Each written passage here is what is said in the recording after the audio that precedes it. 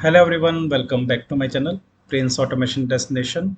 So today we are going to start yet another interesting series, that is Git, which is a version control system. But before we move on to discussion on Git, let us try to understand what is version control system from the simple example. So suppose you are working on one file and you want to maintain different history of it, meaning different versions of it. Suppose you started working on one file and you gave it name file underscore version 1 and you added some changes.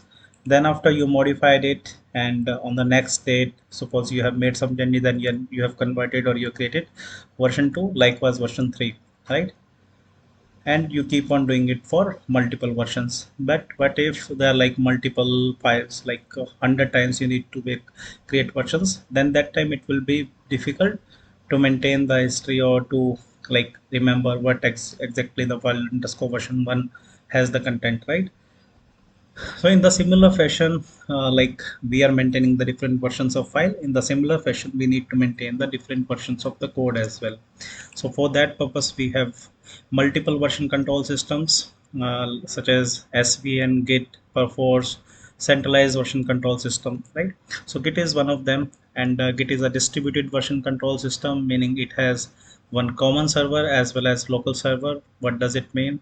So whenever there is some code on the remote server and we take a copy of remote server code, we get the exact copy of it, and anyone can work on this, any tester or any developer can work, and then they can sync with each other. So in this example, for example, there are two users, and both users can take a copy of a remote copy, and then they both will have the same copy. And suppose now user 1 has made some changes, so how user 2 will take the changes? So he will simply push the changes to remote, and then user 2 can take the changes. So this is where Git is used to maintain the code on some central repository, that too in the version format, or that too in the form of history. So it maintains the history as well. So we are going to cover that part today. So let us now try to understand this particular example. So in this case, before we go there, so in this case, remote server means GitHub that we are going to consider, but there can be GitLab, lab, it can be BitBucket, right? But we are going to cover GitHub, and local server is nothing but our local copy, right? And in order to use Git, first of all, you need to install Git. So in my system, it is already installed, git hyphen hyphen version, and I'll be sharing the link of same for installation of Git in your system. So once you have Git, then you can use the Git commands. Now I'm going to IntelliJ. So this is one of the recent series that we have worked on, BDD Cucumber, and it is not so far added to any remote repository. For that, what we are going to do, I'm going to simply click on this terminal, which is an integrated terminal. It is similar to CMD. So now, for example, if I'll type in git branch, what it will say? It will say this is not a Git repository, right? As this is not a Git repository, first of all, then what we need to do, we need to type in git init to make it like a Git repository, right? So now when I will type in git branch, it will say nothing, because it is able to recognize this is a Git repository, and it didn't throw this error, and it didn't even type the branch name as well. So branch name and all we will be discussing later, but why it didn't show the branch name? Because even though we have added this particular converted this local repository to remote to this Git repository, but there is no communication between remote repository and the local code, right? For that, what we need to do, we need to go to GitHub. Now what I'm going to do, this is my GitHub. I'm going to click on home, then I'm going to click on new, and I'll create one repository, BDD Cucumber, right? Then after, what I will do, I'll click on create repository. So we have created one create repository. So this is what we are going to do next. So what is required, it mentioned that first of all, now you have created one remote repository. Now the next step is to create the connection between this remote repository and the local code, so that our code came here. So for that, what it is suggesting, first of all, you need to type in git init, which is already done. Then it is saying git add. So add is something to add the code, right, to be committed. So commit is to commit the code. So we are going to discuss these things. just now. And then after it is saying git remote add origin. So this is where we are going to make connection between local code and the remote repository. So before we move on, let us try to understand different areas. So by default, whatever we have locally, that is a working directory. So using git add, which we have just looked into. So by using git add, what we can do, we can move our code to one staging area. So there are three kind of areas in git: working directory, which is the local code, and when we perform git add, the code goes to staging, and when we perform git commit, then the code goes to git directory, right? Dot git directory, and then after we can push it from the here from local repository to the remote repository, right? So these are the three areas where the code is maintained, right? Now coming back to this, so we just discussed git add, git commit. So add is to move the code to staging, and then commit is to move the code to the git repository, right?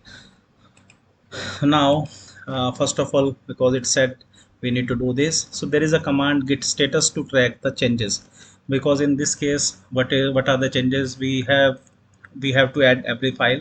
So we can either use git add to add a specific file. Let us say I can add pom.xml, right? Or what I can use, I can simply use git add dot, right? So when we type in git status, there are like list of files will appear where the changes are there. So if you'll observe, it is saying pom.xml, src slash means everything under src slash, right? Then testng.xml, correct? But it is not tracking target, test output, correct, and dot idea. So what is the reason for that? For that purpose, that is happening because of this dot git ignore file. So we have added one git ignore file wherein we have added target. So we don't want to track target anytime there is a change, because target usually contains the compiled code, which is of no use on the remote repository. Test output also we don't want to uh, like track, and dot idea file, which is something related to IntelliJ, that also we don't want to track.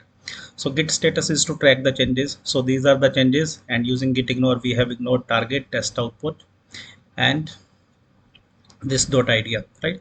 Now I'm going to use git add dot, right? So when we will add git add dot, but and now I'm going to type in git status. So we will observe, so in the previous git status you were seeing that the code was in red color, which means that the code was in the working directory. Now when we have added it into the like using git add dot, we have added this code into git directory, right, as discussed here, right? So it was previously in working directory. Using git add dot, we added it into staging, and now we are going to add it into the git directory. So now if you will observe, when we typed in git status, it says new file, because these are the new file, and this is for the first time they are getting added. So next time when we will make modification, it will say modified file, so that we will consider in the later videos. Now the next step is git commit, as I mentioned. So if you look at it, so using commit we will move this code to the git directory, right? Git commit -m, and we are going to simply type in, this is our first commit, so we are going to use git first commit. Now if we will type in git status, it says nothing to commit because the code has been committed to git directory. But so far the code is added locally, into the local database of a local git directory, right? Now the next step is we need to move this code to the remote repository. So how to do this? So we can simply use this particular code, and it is the code of this particular repository. So remote git remote is to point to remote, add is to add this origin to this particular repository. So this is the step where we are going to create a connection between the local repository or local code and the remote repository, right? Now the next step is, if I will type in git status, again we will get the same thing, and now there is a connection. So we will try to now push, because git push is to push the changes of local repository to the remote repository. So when we will type in git push, it says the current branch master has no upstream branch, meaning the branch master is not there. So what we need to do, we need to use git push hyphen set upstream. So this is needed for the first time when we are creating a branch, and the branch is available locally but it is not available on the remote. So when now I will type in git push hyphen hyphen set upstream. So what it will do, it will push this change and it will create master branch on the remote, right? Now if you will observe, so far there is no master branch. When I will refresh, we will be able to see the change has been moved to this particular location, right? Take a look. So today we are going to cover yet another important topic, that is basic git commands that we use on the daily basis.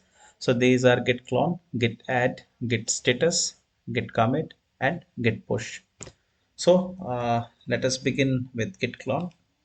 So as you remember that we added this code on this particular repository. So as you remember, this was the code on this particular repository on the GitHub. Now the next step is the one people in the team, because we work in the team fashion, like there would be multiple people. So in order to clone, or in order to take a copy of this particular code, what we need to do, we need to share this particular URL. Right now it is public, but in real time it would be private, and the person who has access to this particular repository would be able to open this particular repository. Then after, what we need to do in order to clone it, we need to simply click on this code, and there are like multiple options to clone it. Cloning means taking a copy. So this is the URL to clone it. So one way is just click on this is the icon to copy. So I have copied it. Then after, what we can do, we can go to one location. So I have created one folder. So this is my D drive, and under D drive I have created one folder, demo. So what we need to simply do, we need to click on CMD, and this is one way of cloning. So I need to type in git clone, and this is the URL that I need to type in. As soon as I'll hit enter, what will happen, it will clone the repository here. This is one way, but I'll be discussing a different way, that is IntelliJ. So what we need to do, so I'm going to discuss about IntelliJ, how to clone using IntelliJ. So we need to click on file, new project from version control, and we need to simply provide the URL which we just discussed. So if you see that version control selected is git. Now what we need to do, we need to simply point to that folder which we just discussed, demo. This is how we can clone. I need to simply click on clone. This way what will happen, we would be able to clone. So once we will start cloning, we will get this option whether we want to open the clone project in this window, meaning this window, the existing window will be closed and new project will open here, or you want to open it in new. I usually prefer new, so I am clicking on new. Now you will observe that we are able to clone the repository.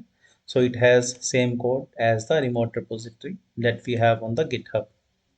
So we are waiting for the sync. So if you see that it is synced, now we have the code locally available in different machine, right? So user one has posted on the GitHub, and user two now can clone it. So this is how we work. Now the next step is we need to click on terminal, which is equivalent to CMD. You can right click on this and you can go to open in Explorer and do it in the CMD as well. But I'm going to use this integrated terminal, or integrated CMD terminal, you can say. So the first command is git status after cloning. So git status is to check what are the different changes that you have in your file. Okay, so if you will read this particular thing, it is saying, when I mention git status, it is saying that your branch is up to date with origin master, nothing to commit, working clean tree, meaning there is no change as such. So what we are going to do next, we are going to simply go here, and coming here, you see that it is my note change. I'm going to replace T with R, and now when I will type in git status, what will happen, it will tell us that this particular file is now modified. And now you will observe this is not staged. So as discussed in the previous session, we have three type of areas. One is working directory. So right now code is in working directory. So when we will use git add, it will be moved to git stage, and when we will do git commit, then this will be moved to this git directory. So we will discuss one by one. So you can see, in case we don't want to keep these changes, we can simply use git restore, then this file name, to discard the changes in the working directory, and it will become clean. So let us do the same. Git restore first of all, and I can simply copy this, and I'm going to paste it. So now if I will type in git status, what will happen? It will say that your branch is up to date with origin master and there is no change. And as soon as I'll click here, that will be reverted with T. So you see that R is reverted with T. Now again I'm going to type in R. So this is how we can revert the changes in the working directory. Now again I'm going to do git status because I have again made the changes. Now what I want is I want to add this change. So the next step is, after making the changes, I want to add it. So one way is I can copy this particular file in case I want to specifically add, right? Other way is like we can use dot in case we want to add all the files. So I'm going to use git add dot. Now when I will do git status, what will happen? You see that the changes has been moved to stage area, and now it is saying that use git restore hyphen hyphen stage. Last time it was only git restore, but now it is git restore hyphen hyphen stage to unstage, meaning the change has been moved to staging area. So once we have moved our changes to the staging area, the next step is to commit it. So what we are going to do now, git commit hyphen m hyphen m. Git commit is to move the changes to the git directory. So I will simply type in changes in login. So we need to provide some relevant message. So m stands for this message hyphen m. So when I will do git commit hyphen m, it says that this has been added, one file change, one insertion and one deletion, because we have made these kind of changes.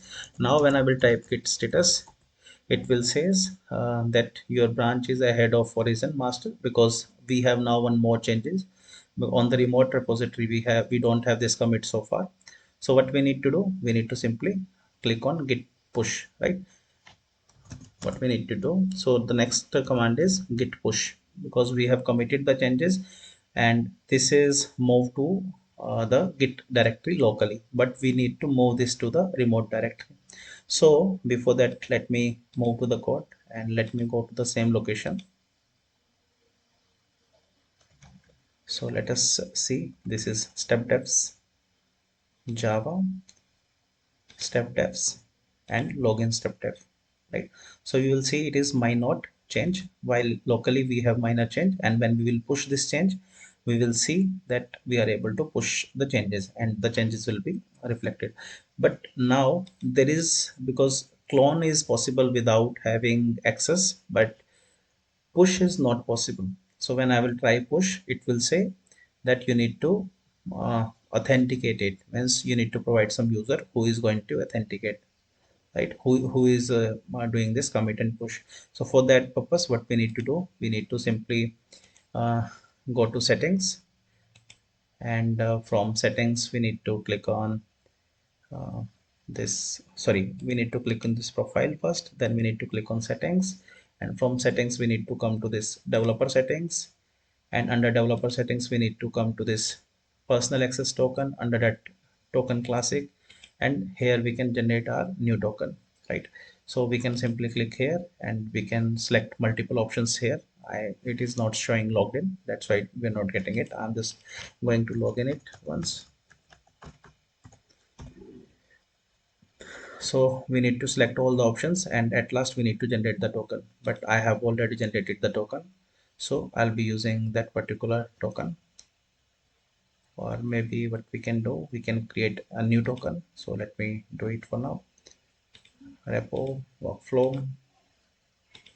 So I'm going to select everything because I want to keep all the accesses. I'm going to simply select everything, and this token you can copy it once only. So once you like copy it, you can store it somewhere so that you can use it for the future references.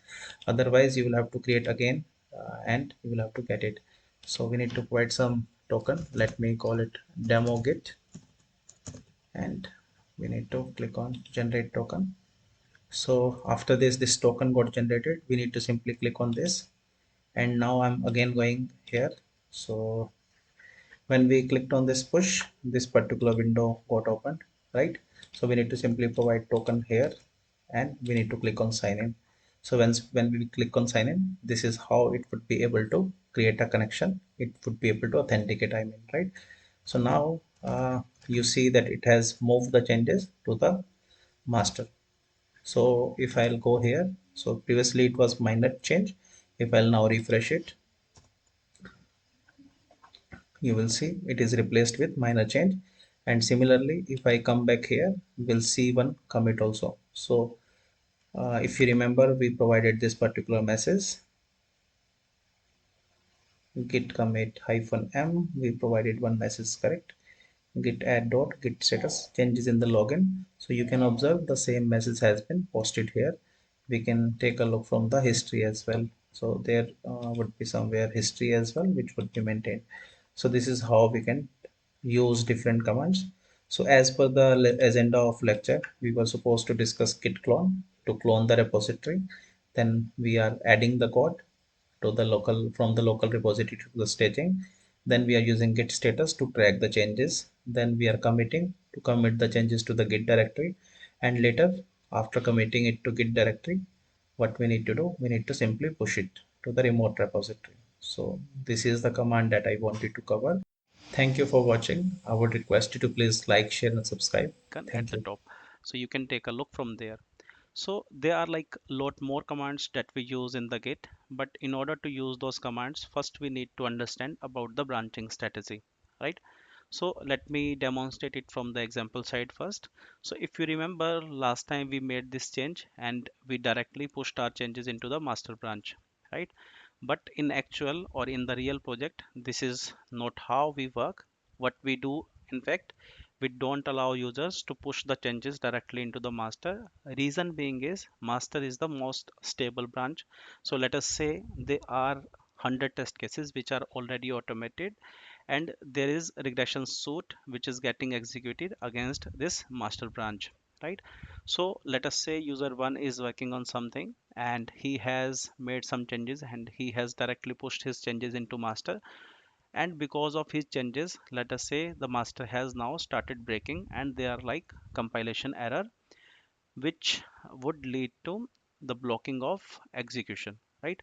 Meaning the master is now in break status, I mean. In that case, we won't be able to execute the test cases. So we should not allow the users to directly push the changes. One thing is this. Second aspect is code review. So when we work in the real time, we want our code to be reviewed by others so that we push the right set of changes, right, as per the coding guidelines. And something for that code reviewer is there. So for that purpose also, we don't allow the users to push their changes directly, right? So now let us understand from here. So like in real time, we don't allow users to push their changes. So for that purpose, we implement one branching strategy.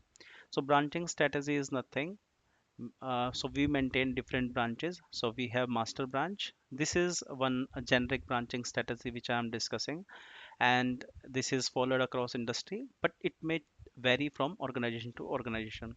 So at top we have the master branch, which is the stable branch from where the regression suits or smoke suits are executed, right? From master we create a develop branch, which is just exact replica of develop, right? So now from develop, now the master and develop both are made protected, meaning we don't want users to push their changes directly into the master as well as develop. So from develop, how we work in the industry. So let us say there are two testers in the team. So they will create their own branches. Let us say user one is working on login feature and user two is working on dashboard feature. Both take or both created the branches at the same time. Suppose user one has made his changes and now what he want is he want his changes to be merged into develop, wants his changes to be pushed to develop. For that purpose, what he will have to do, because this is a protected branch, right? So he won't be able to directly push his changes. So what we will have to do, so the alternative to that is raising an mr or pr. In some cases we call it merge request, and in some cases we call it pull request. These two terms are interchangeably used. So once he raised the MR and assign it to the code reviewer, then the code reviewer will take a look. He will look for any issues. If there are no issues, he will approve the merge request or pull request and get his changes merged into the develop. Right now, suppose user 2 also has completed his assignment, meaning he has also automated his script, but now he wants his changes also to be merged into develop. So if he will try to raise the MR or pull request, he won't be able to get his changes merged into develop. Reason being is develop now has the latest changes of feature 1 as well. So in order to feature 2 be merged with feature 1, first we need to take the latest copy or latest code from develop, so that feature 2 has the changes of feature 1. So for that purpose, what we use git pull. So we will be covering these commands later in the upcoming session. So when we will do git pull, we will have now the changes of feature 1 as well. So when we will have feature 1 changes, this is where we will raise the merge request or the pull request to get our changes merged into the develop, right? So once after user 2 changes are merged into develop, then the next step would be we will again raise the PR from develop to master, so that master is up to date. So this is what we follow in the industry. So let me go to the code side, right? So this is what we discussed. So we were having master branch, right? Now let me go to the code side, right? So if you remember, so this is the project that we were discussing. So we were having one master branch, but now I have created one develop branch as well.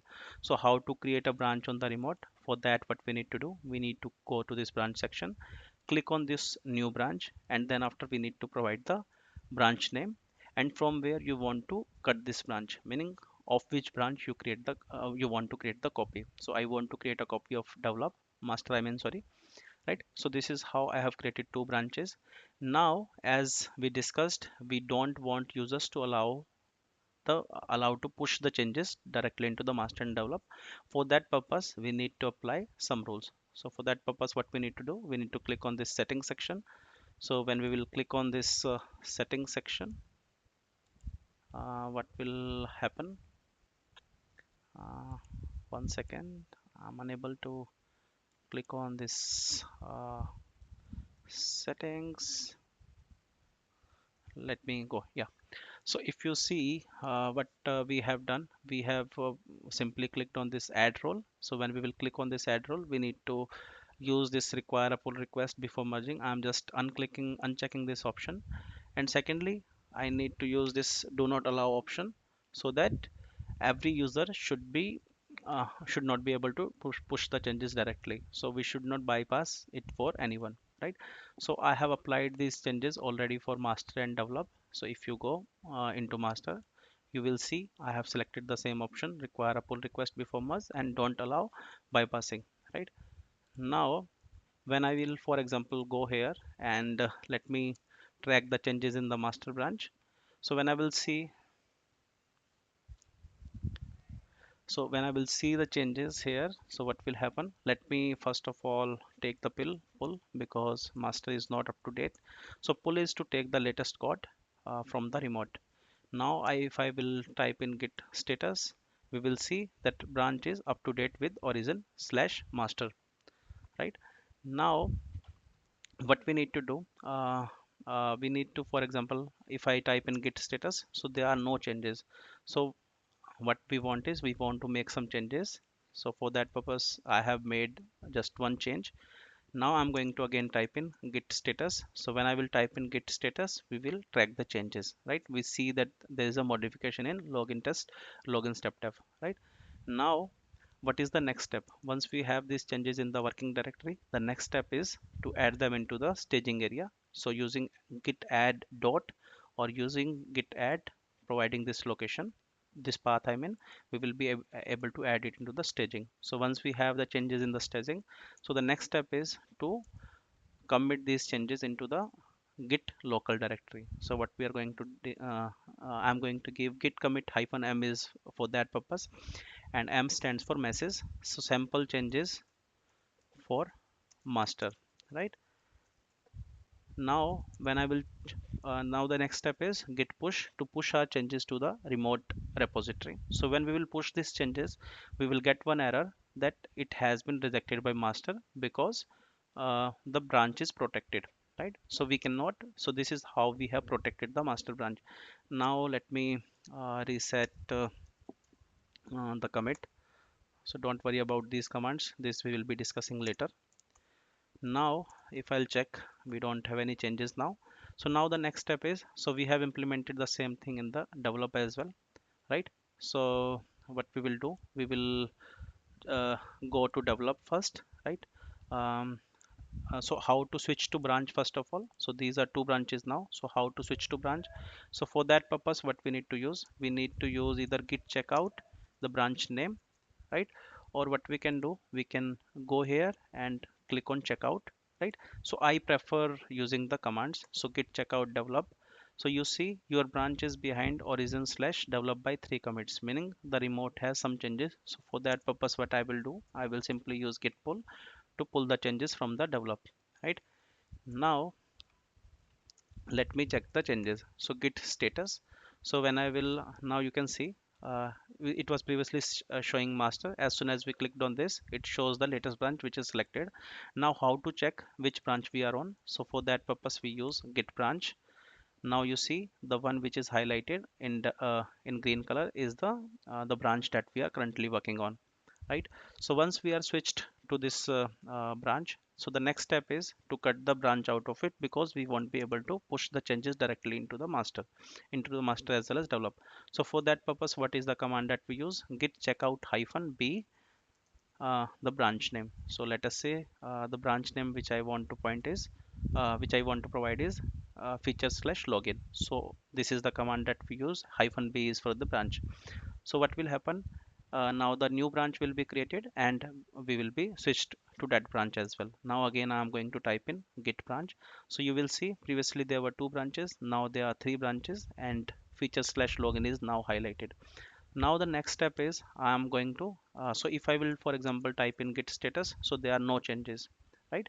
So what I will do, I will simply provide git change login feature, right? Now if I will again type in git status, so in that case what will happen, we see that there are some changes. So in order to add them into staging, I'll be using git add dot. Next step is git commit hyphen m, so login feature changes, right? So now the next step is push these changes into the remote repository. Now as this was the local branch, so no such branch exists on the remote repository. So in those cases we will get this kind of notification or warning. So we can simply use this recommended command. So when we will use this particular recommended command, what will happen, it will push the changes to the remote branch.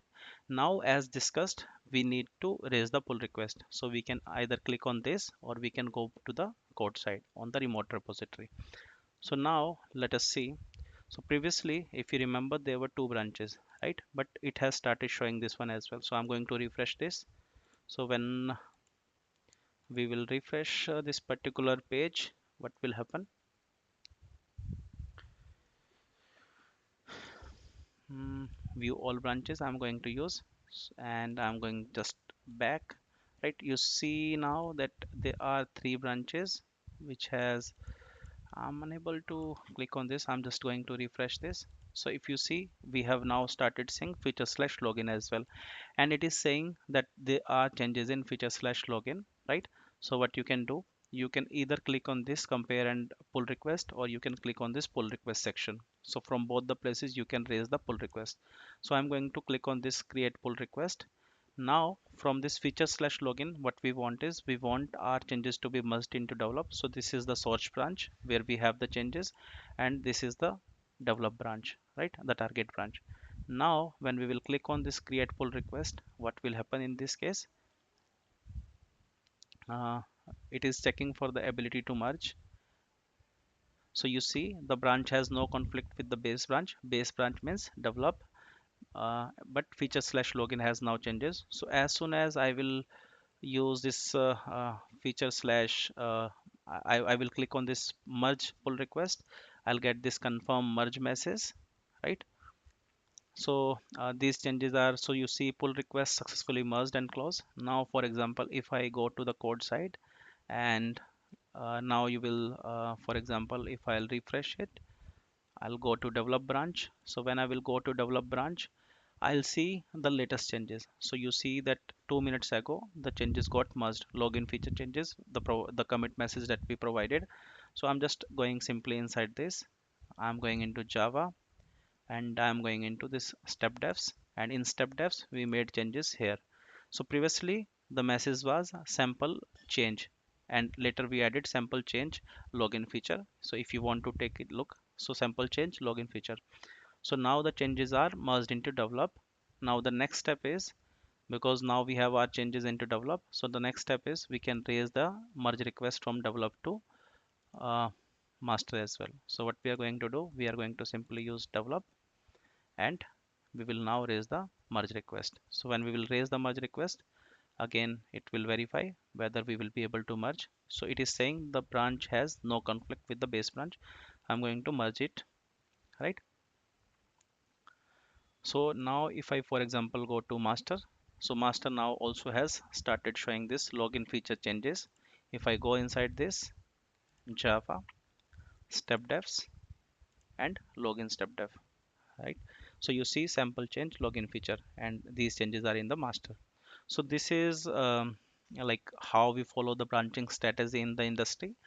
In case of any queries or doubts, feel free to provide it in the comment section. I will be more than happy to help you out. Thank you for watching, and in case you like my video, I would request you to please like, share and subscribe. Thank you. So today we are going to discuss about another important topic while working with Git, that is merge conflict. So when we work in a team fashion, usually when people work in a team, so they are like multi-member team. So they will work towards one Git repository, and chances of getting merge conflicts are high. So we usually get these merge conflicts, and we need to resolve these merge conflicts in order to push our changes to the remote repository. So today this is what we are going to cover today. Okay, so let us understand it from the diagram first. So in the last lecture we discussed about, we have master branch, which is the topmost or most reliable or most stable branch, and we are intentionally making it protected so that we cannot directly push our changes to master. Then we have develop, which is again protected, and it is exact replica of master. So when the sprint starts, how the team members work. So let us say we have two-member team. We have user 1, user 2. So user 1 has a different story and user 2 has a different story to work on. So let us say user 1 wants to automate login feature, and user 2, let us say, want to automate dashboard feature, right? So for that purpose, what they will be doing, they'll be creating one feature branch. They'll be creating a branch out of develop, and the convention that we follow for cutting out a branch from develop is feature slash the feature name. Let us say feature slash login. Similarly, user 2 will be creating feature slash dashboard, right? Once user 1 is done with his changes, right? So what he will be doing, then he'll then like to merge his changes to develop, but he won't be able to do so. Why? Because develop is a protected branch. So in order to get his changes into develop, what he has to do, he will have to raise pull request or merge request. So these two terms, merge request and pull request, these are interchangeably used in the market, so don't get confused. So merge request or pull request, both are same, right? So he will raise the merge request. So once he will raise the merge request, one code reviewer will be assigned. Code reviewer will look into the code of user 1 in the branch, right, in the merge request, I mean. So once he looks into the merge request, and if he found no issues, what he will do, he will approve the merge request and he will merge the changes into develop. Now for example, user 2 also done with his changes. So what he is going to do, he also wants his changes to go to develop. So now if he will try to push his changes to develop, he will get some error. Like first of all, he won't be able to do it directly as this is protected, so he will be raising one merge request. So when he will raise merge request, then at that time he will get one error, because develop has some latest changes, which has, I mean, the feature 1 changes, while feature 2 does not, or user 2 does not have those changes. So in order for user 2 to raise the merge request or to get his changes merged into develop, he will have to take the latest code from the develop first. Only then he will be able to raise the merge request. So when he will pull the code, that time he may get the merge conflicts. Why? Because, for example, user 1 was also working on login.class. Similarly, user 2 was also working on the login.class, and they have made the they have made the changes on the same line of code. So in that case, when he will pull, Git will say that you both have made the changes on this place. So it is a conflict. So you resolve it so that you can proceed. So based on discussion or based on collaboration, we will fix it and then we'll push the changes. So this is from the diagrammatic diagram perspective. Let us understand it from the code side, right? From practical demonstration, I mean. So we have the project already in place. So I'm going to open terminal, which is integrated CMD. Now, if I click here, we will see two branches. These are local branches and these are remote branches. So in remote, we have master and develop, and we have exact replica of remote as well, right?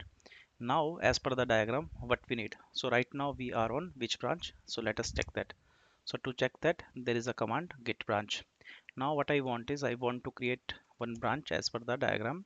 Git checkout hyphen b feature slash user one, right? I'm keeping it simple because I want to name it like user one and user two.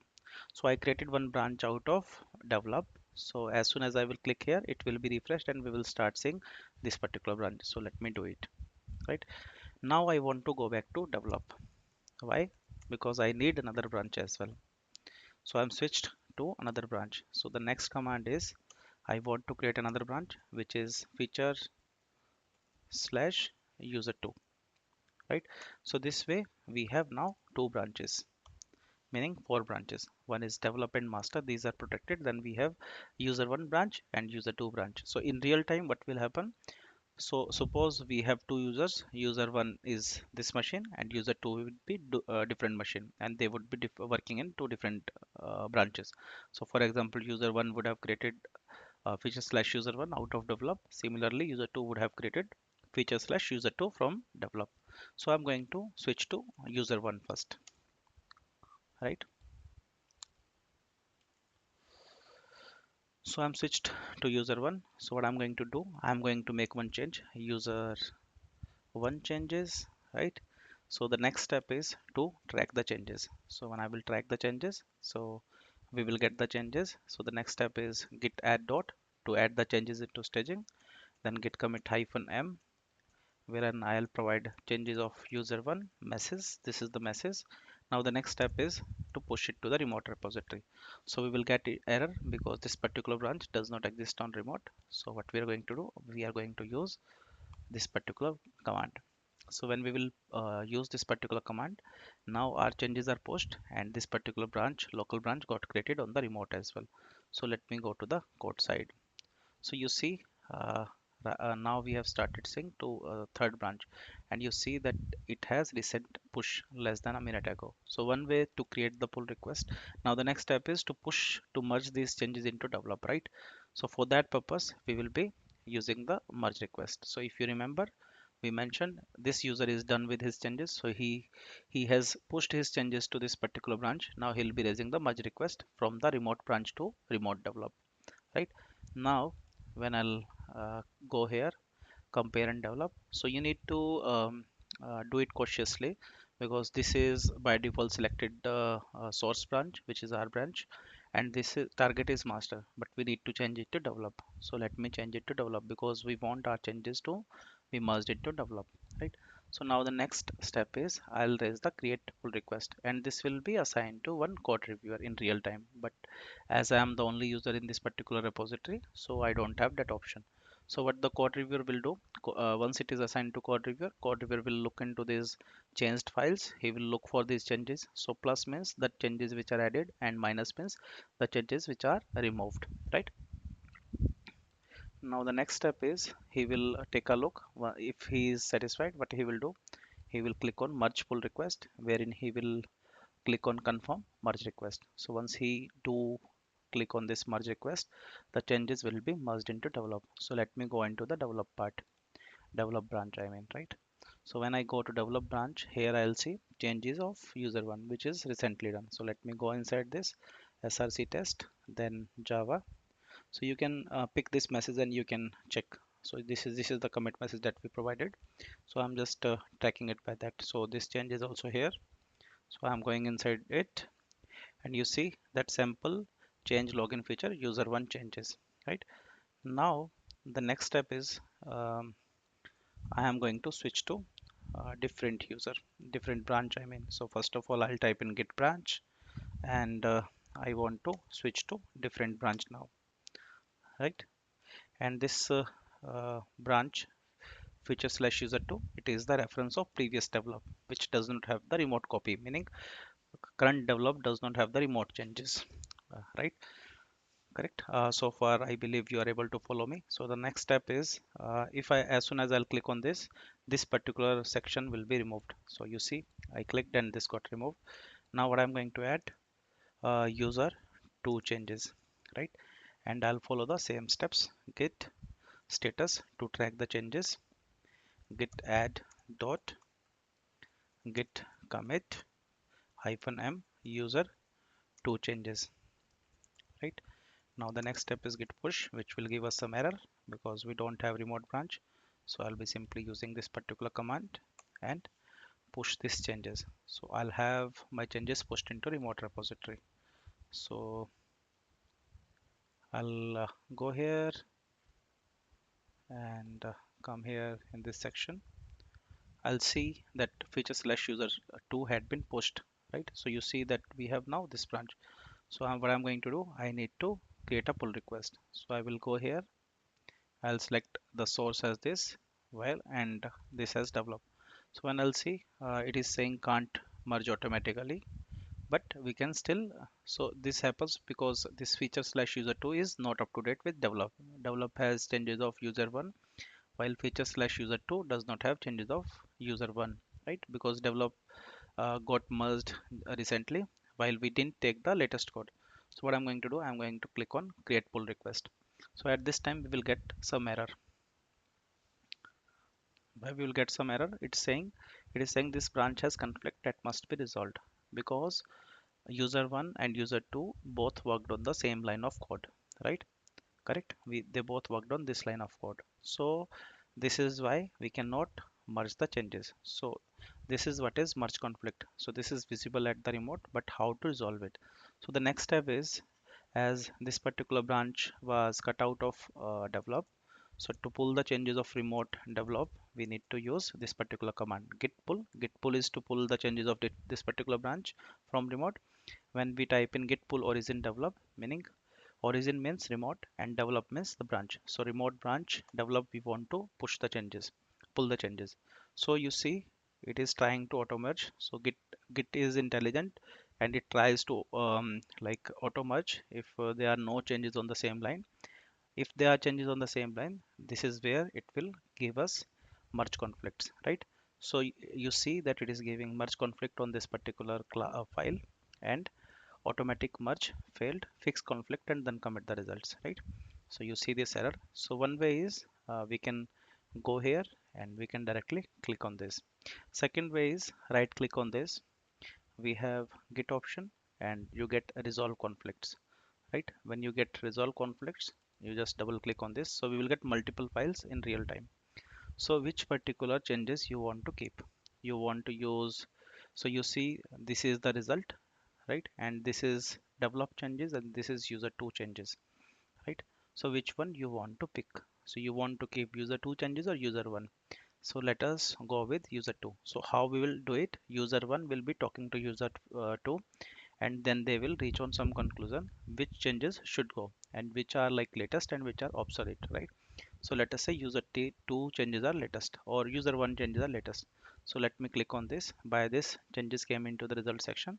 Similarly, we need to click on this cross icon because we want one user changes. So if I click on this, I'll simply click on apply, right? So when I'll click on apply, so changes are merged, right? Changes are resolved, I mean. So if I'll simply go here and I'll see that I have no option to resolve the conflicts. It says abort merge. However, I can abort the merge. So the next step is git status.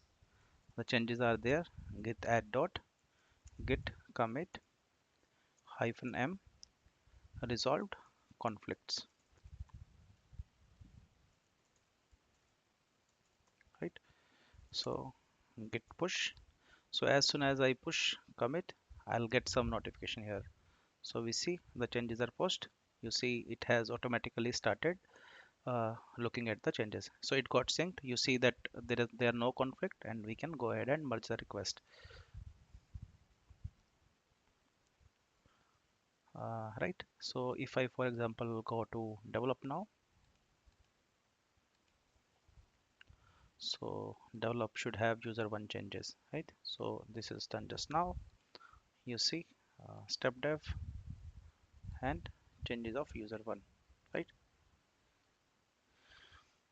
So you see user one changes because we pushed only user one changes. We didn't push the user two changes, correct? So this is what are the merge conflicts, and this is what is the merge conflict resolution.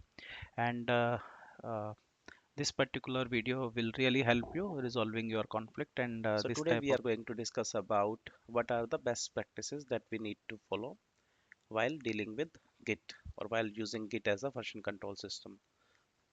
So first and foremost important thing is branching strategy.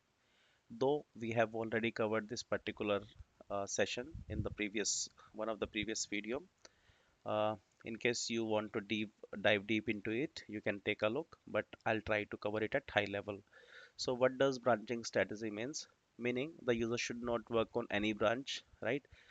We should follow some branching strategy that we need to define during the starting of the project, right?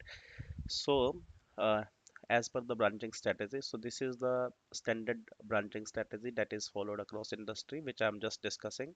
So we should have master branch, which is a protected branch. We need to make it as a protected actually. Then we have exact replica of master, that is develop, you can say development branch, right? So why these are protected? Because master is considered as the most stable branch, and against it we usually run the regression suits, right? And we consider that it has all everything working in working state, right? So we cannot allow any user to directly push the changes. So suppose user one is working on some changes and he directly pushes his changes into master, so it may, and let us say because of his changes master has started breaking and execution suit is now not uh, giving the results, so it will have impact on the execution. So this is where we make them as a protected. Then so we have master as a protected, then we have develop as a protected, right? So develop is exact replica of master, right? So when it comes to automation testers or developers to work upon, so what they do actually, so they cut a branch out of develop, they give it, they follow some convention while creation of the branch, right? Feature slash, let us say user one is working on login feature and feature two, user two is working on, let us say, dashboard feature. So what they will do, they will create a branch with, let us say, name feature slash login, and similarly user two will create feature slash dashboard. Okay, now as develop is a protected branch, meaning any user cannot directly push the changes to develop or to master, right? So what they will have to do to get their changes merged into develop, what they will do, they will raise a merge request, and in some cases it is known as pull request as well. These are interchangeable terms, pull request and merge request. So they will raise the merge request, they will assign it to some code reviewer. Code reviewer will look into the merge request, he will look into the changes from both the aspects, like subject matter expert, meaning the business logic is implemented correctly, and secondly he will be looking from the coding standard perspective. If both the conditions satisfy, he will approve the merge request, and then he will merge the changes to develop. So this is how we follow the branching strategy. Next step is follow the branching convention, meaning we should follow some branching naming convention, right? Let us try to understand the same. So as of now, I have only two branches on remote. So you see there are two sections in the, I'm using IntelliJ, so I'm able to see this. So you see two sections, local branches and remote branches. So on remote, I have origin slash master, origin slash develop. So whichever is at remote, they will be starting with origin slash master and origin slash develop. They will be starting with origin, I mean, right? So we have the exact replica of this remote. So this is development master. So let us follow some convention and create two branches. So I'm, let us say, creating the branch for user one as discussed, feature slash login, let us say.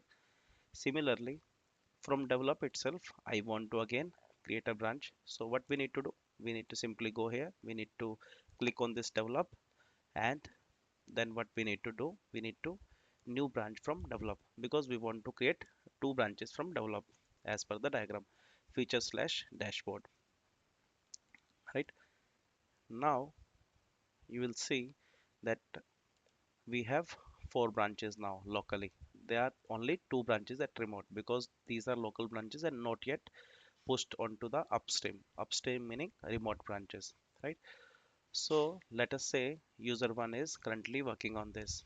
Okay, so this is what I wanted to discuss first. Like we should create the branches in such a manner that we should follow some conventions. So because the users are working on features, so we should start with feature slash the feature name.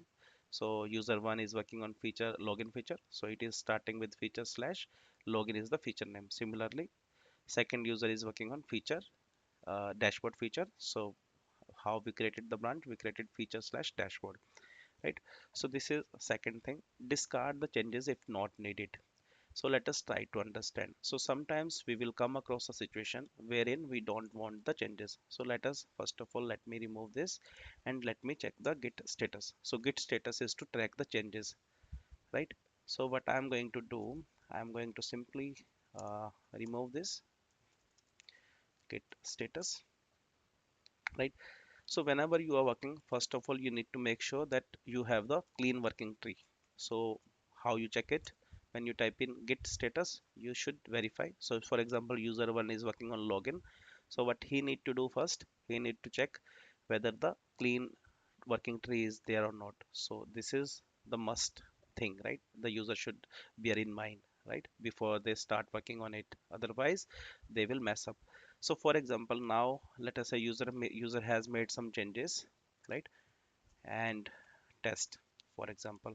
Now let us say I'm again typing in git status. So you see that it says this is a modified file. But in case you want to revert this change, how you will revert this change? So one way is, so if you notice these commands, so git itself is suggesting these commands. So we can use git restore. So when we provide dot, it consider every file, right? So right now we are talking about unstaged file because this is in working directory. We haven't yet added into the staging area. So if I type in git restore dot, what will happen? And the next command which I'll type git status. So this is what I wanted to cover, like discard the changes if not did it. So for example, if you made some changes but you want to discard those changes, so this is how we can discard. So second thing is, let us say we have added the changes. Another way of discarding the changes, let us say we have added the change, right? Now let us check git status. uh, there was a spelling mistake. So git add dot, using git add dot, I'm adding it into the staging area. So when I add it into staging area, so you see, now suppose I want to discard this change. I want to revert this change from this area, meaning remove this change or discard this change, right? So how I will do that? So for that purpose, they have given another command. It is similar to git previous command, that is git restore hyphen hyphen staged, because we want to remove it from the staging area. Now by providing dot, we can uh, unstage it, or we can discard the changes from the staging area. Now if I'll type it again, we'll see that the changes has been moved from the staging area to the non-staging area or in the working directory. So anything which is appearing in green is in the staging area. Now the next step is, because we want to remove it from here as well, so what I will type git restore dot. Now if I'll type in git status, so I have the working tree. So this is how we can discard the changes. Second thing is track the differences in the files. So let us say we have made some changes as out test 1, right? Let me make the changes in dashboard as well. Let us say we have added sample change in dashboard, right? And in login step def, let us call it sample change in login, right? To make some sense. Now, if I'll type in git status, I'll see that there are changes in two files. Now, how to find the changes? So if I'll type in git diff, so git diff is one command. So by providing this particular location, we can find out the how many changes are there, right? So if you see, we can see the changes, but this is not that visualize, right? So we need visualization to verify what are the changes, right? So how we can do, what is the approach that I follow? I simply go here onto the integrated git option, right? Let me go to this section. All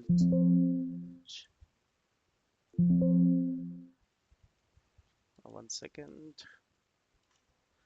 I'm unable to click on this section.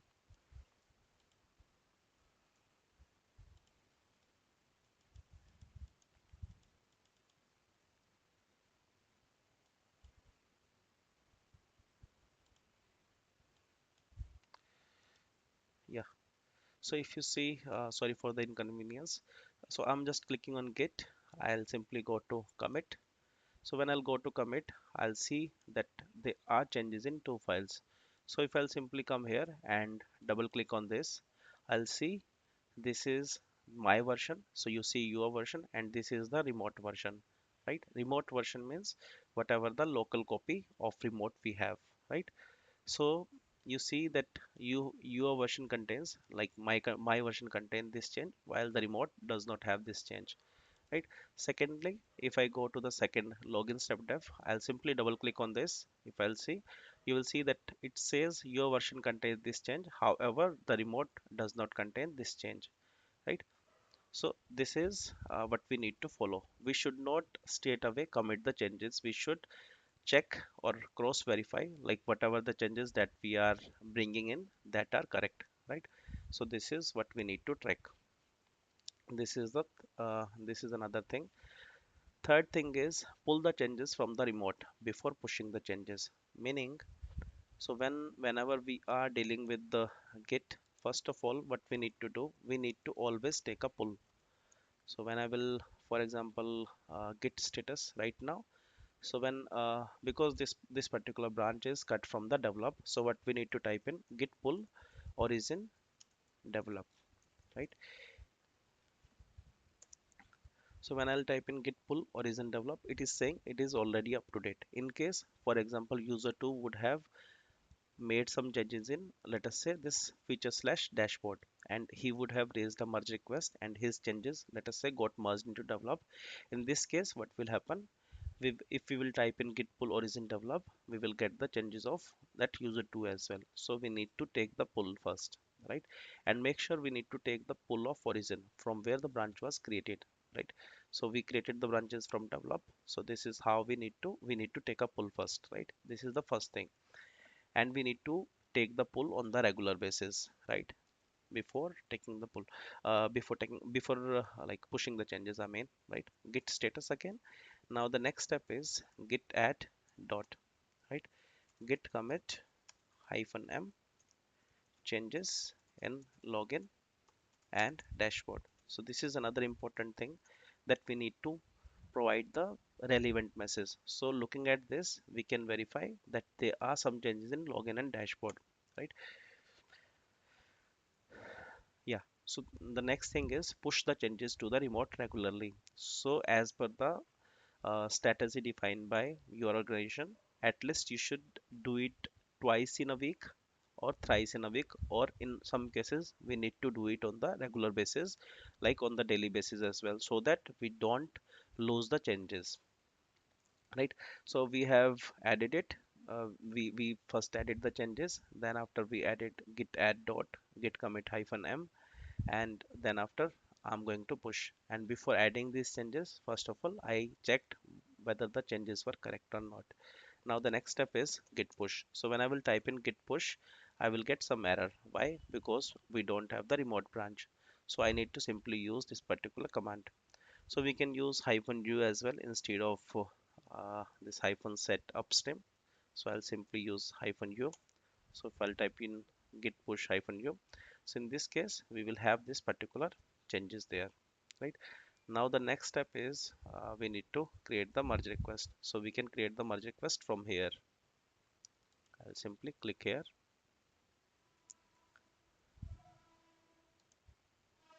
and it is saying us to log in. So I'm going to log in into it.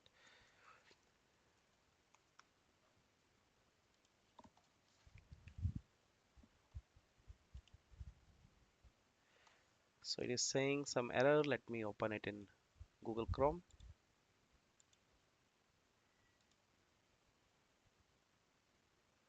So you see feature slash login had some changes. So the next step is compare and pull request, right? Which we have already covered, like how to raise the merge request. So what we need to raise the merge request against. So this is our source branch, and what is the target branch? Target branch is develop, right? So the next step is create pull request. So and when I'll create the pull request, next step is merge the changes. So we need to make develop as a like up to date, right? Now the next step is, because we have merged the changes to develop, but master still is behind develop, right? So what we need to do, we need to simply go to compare and pull request. Now the source would be develop and the target would be master, right? So this is what we need to do at the regular basis so that we have the stable branches.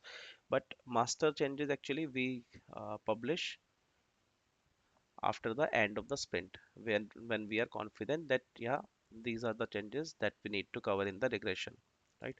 So merge pull request, and you see now you won't see any notification as such, and now the master has the latest changes, so you see the commit message as well, right?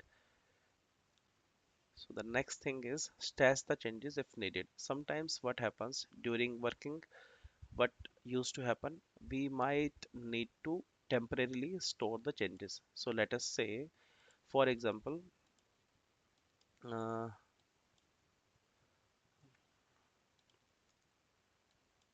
let us say, for example, user 2, let us say, is working on dashboard, and as we are working in this remote culture nowadays, so let us say user 2 stuck at dashboard script and you are the expert in the team. So he is showing you the error, like he is getting some issues while automating this particular case. Also you are working on this login feature, and let us see you have made some changes, right? I'm simply going to remove this, right? So let us say you have made some changes here, sample changes in login, and let us say you have made some changes login and test, right? And this is in, like, what you can say, in the partial stage, and this is not in the in completed state. So what will happen, so let us say now it is difficult for you to work on the share screen.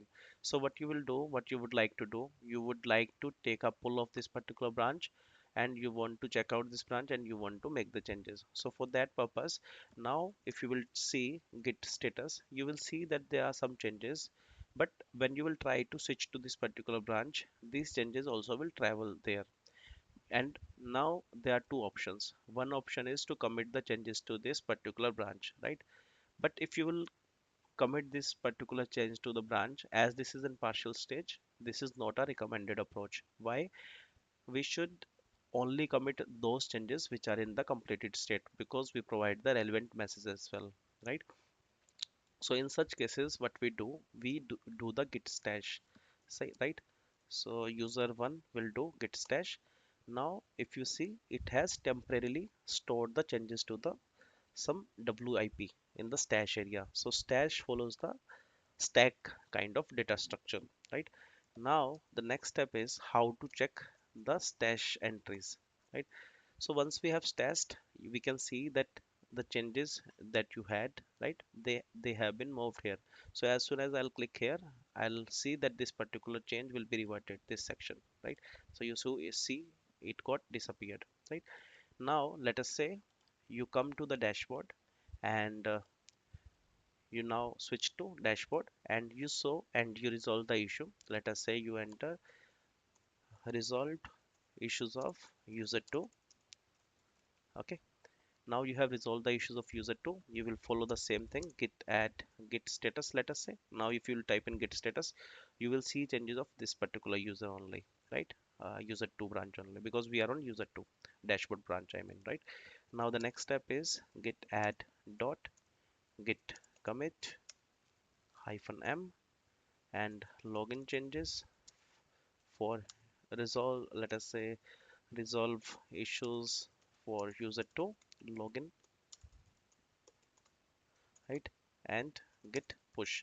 Again we will get this error in this case, but in real time we won't get, because this branch does not exist. But in real time when the user 2 will be working, we won't get this error, right? We see that the changes are now moved. Okay, now as you have resolved or unblocked that user, now you want to come back to your changes. So first of all I want to check git status, right? So when I see git status, and now the next step is what we need to do. We need to simply go to my branch because I want to resume my work. So what I will do, I'll come back to my branch and I'll see git status. But now previously I was making some changes and I was in the like in progress state. There were some partial changes. So how to recover the stash changes? So one thing is git stash apply. So either we can use git stash apply. So using this git stash apply, it will apply the latest stashed entry, right? But in case, because as I showed you that we can see git stash list. So using this, we can check the changes. So you see 0, 0 means 0th index. So how I can apply these changes? So you will observe git stash apply and 0. This is one thing that I can do, or I can simply provide apply, because in this case I have only one entry. But in case for example you have multiple entries, in those cases you just provide the index. So let us provide the index. So when you will provide this, we will see as soon as I will click here, you will just observe that we will have those changes. So we'll have those changes now, right? So these are the best practices that we usually follow in the industry. So what is the difference between stash and commit? So commit is to permanently push your changes to the working directory, right? Or to make sure that changes are not locally available. Instead, they are in the safer place, right? While stash is to temporarily store the changes. So this is what I wanted to cover as part of this particular video. In the upcoming video, I'll be covering the difference between pull and fetch, which we usually follow. And then I'll be covering about merge and rebase and stash and commit also. Stash and commit, however, I have covered here, but I will try to show it from the uh, like real time problem. Okay. So this is what I wanted to cover as part of this particular video. Thank you for watching. I would request you to please take share and subscribe, and let us recap it quickly. So what are the best practices that we need to follow? First of all, we need to follow branching strategy. Second thing is branching convention. We should follow the proper branching convention, and we should not keep like multiple or many number of branches. Whenever the branch is of no use, we can simply remove that branch or delete that branch, right? Discard the changes if not needed. So in case we are working and we made some changes but we want to discard them, so we can use git restore command from the unstaged area. And in case we want to discard from the staging area, we can use git restore hyphen hyphen staged, which we have discussed. Track the differences in files, so we can use git diff to track the changes. However, this is not that useful using the git diff, so we should better depend upon the UI. So we should check the git option integrated with IntelliJ to visualize what are the changes that you have made in the file, right? The next thing which we discussed is pull the changes from the remote before pushing the changes. So every time you want to push your changes to the remote branches, you should take a pull from the origin branch from where the branch was cut out, right? Next thing is push the changes to the remote regularly, meaning depending on the company or organization strategy, you should push your changes at least twice a week or on the regular basis, right?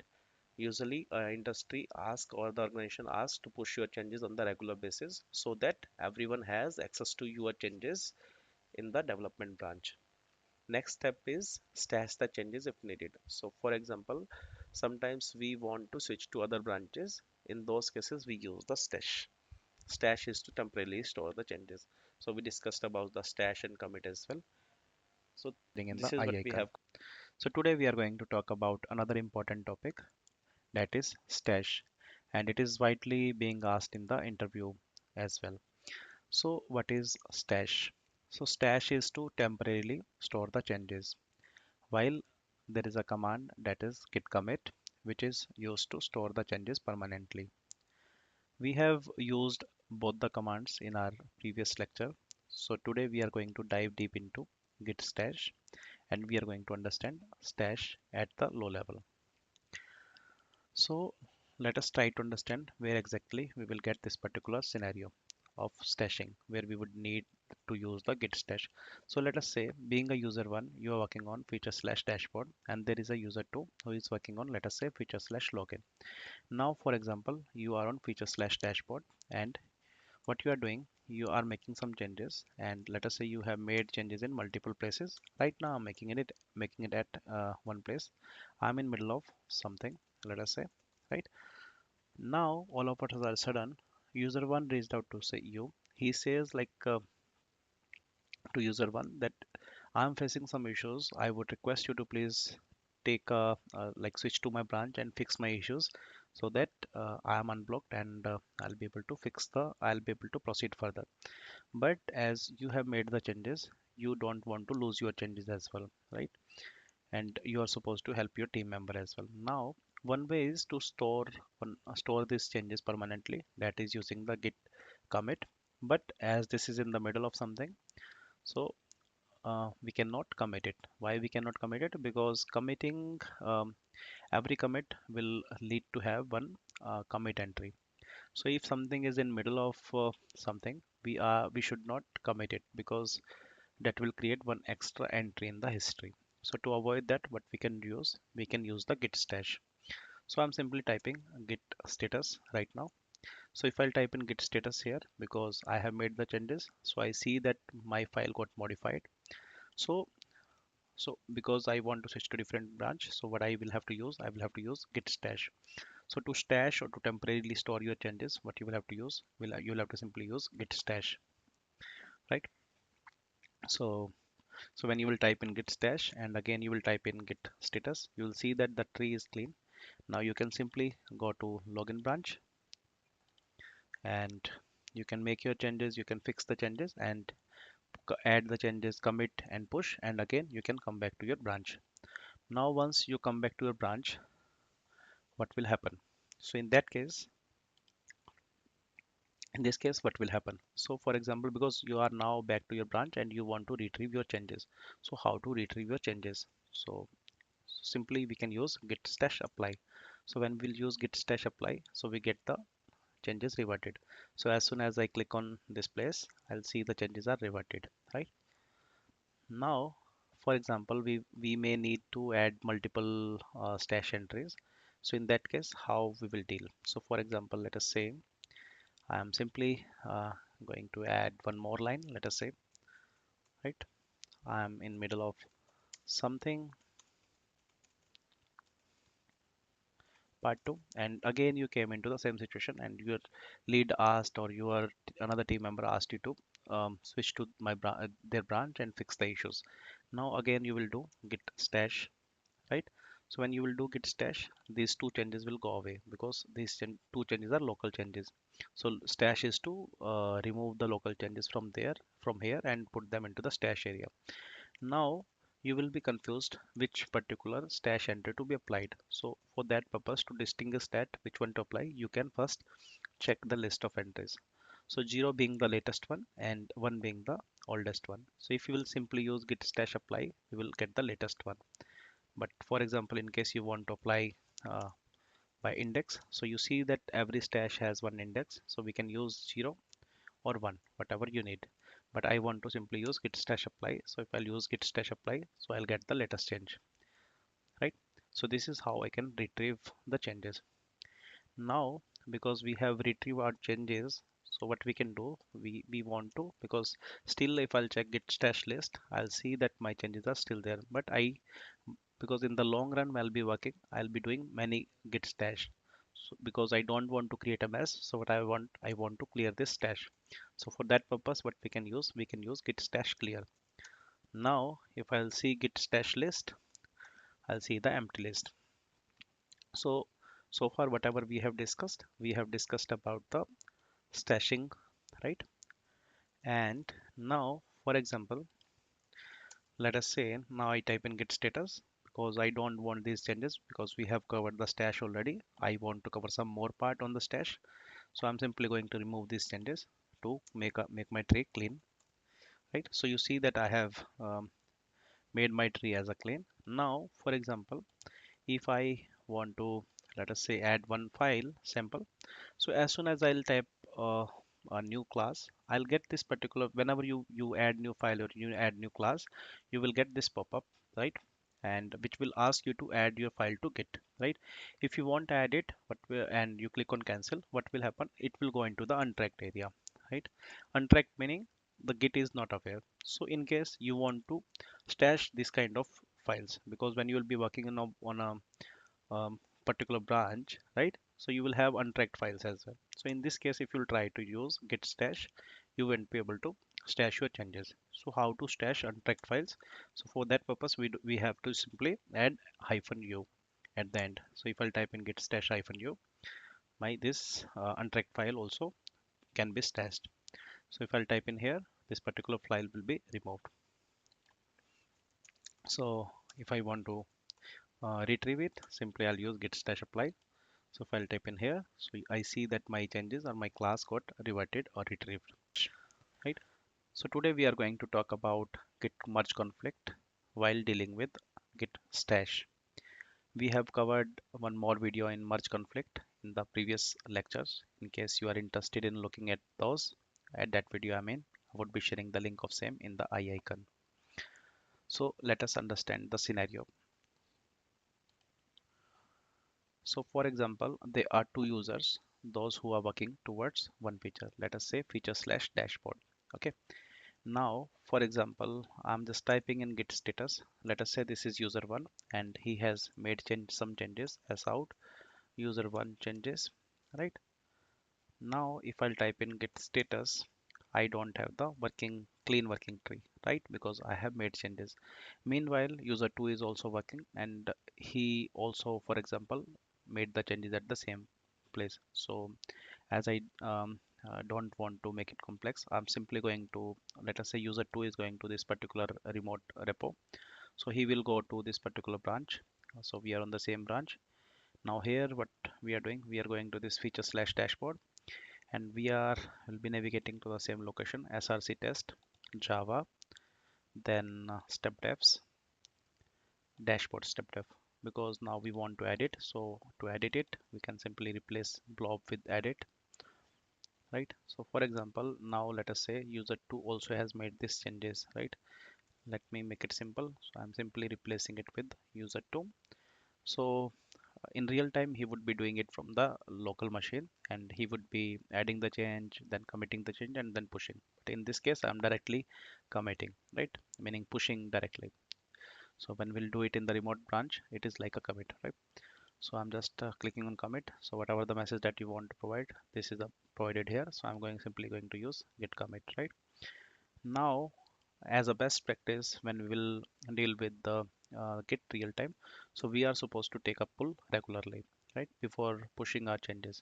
So I'll simply use git pull. So when I'll use git pull, I'll see some error that your local changes to the file would be overwritten. Please commit your changes or stash them before your merge. Meaning when we try pulling the like remote changes, we should have a clean working tree. But in our case, as we have made the changes, we are unable to pull the latest changes. So what we can do, we can either commit them, please commit your changes, or stash them. So commit is already covered as part of previous merge conflict video, I believe. So today we are going to talk about git stash. So as soon as I'll type in git stash, this particular change will be moved to the stash area. So let us understand the same. So as soon as we typed in here, so we see that that change got disappear. Now if I'll type in git status, I see that I have now clean working tree. Along with this, I'm getting one message that this local branch is behind one commit from the remote, right? So how to get the latest changes? So we can use the git pull. So when we'll use git pull, so we will get the latest changes, right? So when we'll get the latest changes, um, we got the remote changes, but we have the local changes where user one was working. Now, for example, user one want his changes to be retrieved. So for that purpose, what he will do, he will use git stash apply command. So as soon as he will type in git stash apply, you see that we got this git is now trying to auto merge the files, right? But it got conflict, right?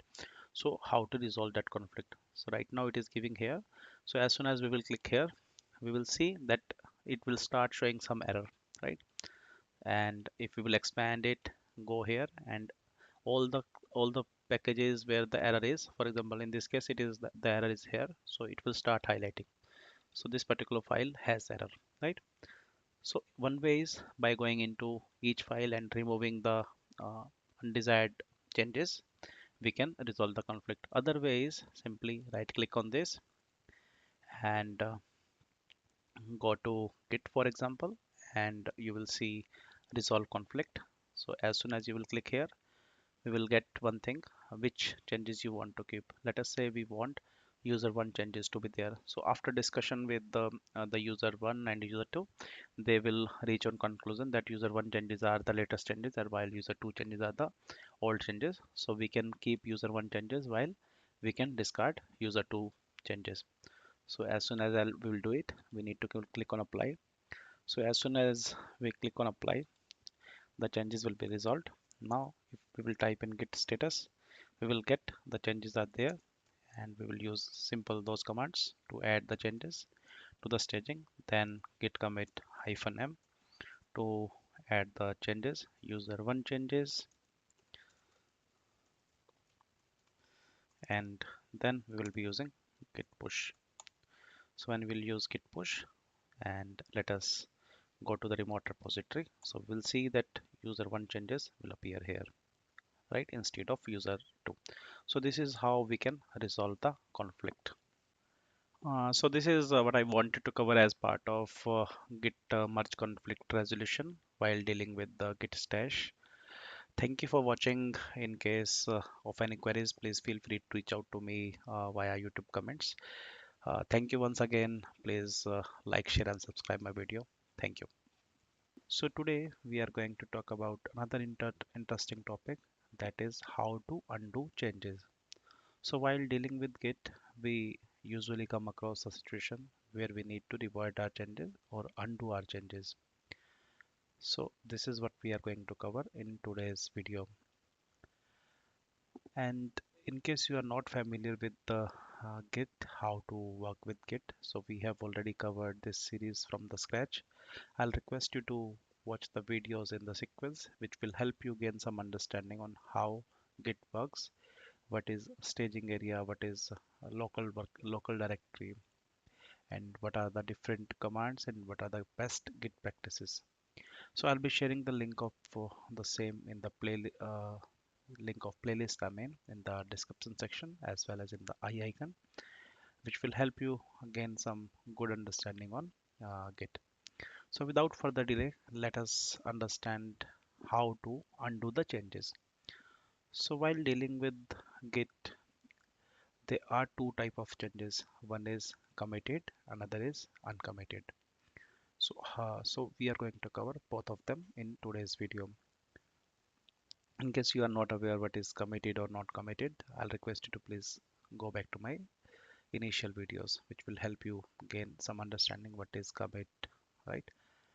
So how to undo uncommitted changes? So there are different commands. One is a git restore, another is git restore staged hyphen staged, and the third one is git checkout. So let us try to understand the same.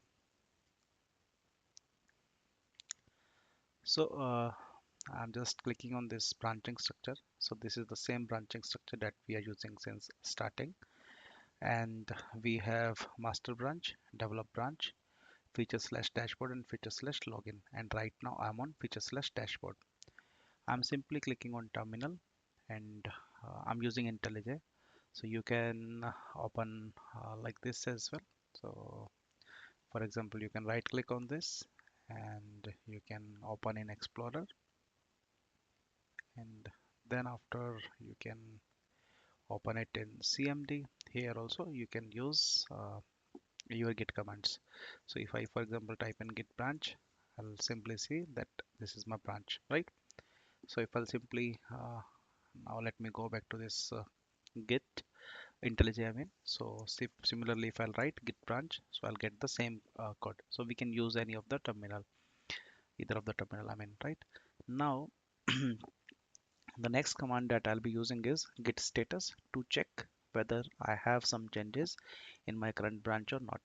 So it is saying that my branch is up to date and I have clean working tree, meaning I don't have any changes. So let us add some changes. Let me add local changes, right? So we are going to discuss about uncommitted changes. So let us see. So we have added this change. So now after typing in git status, we can see that there are changes and the changes is in this file, right? Now how to revert this change? So sometimes we will get into situation where we would need to revert this change, right? One way is to simply delete this particular line, and if we will again check git status, it will be clean working tree. But this is one line of code, but sometimes we will get into situation where we'll have multiple changes at multiple places.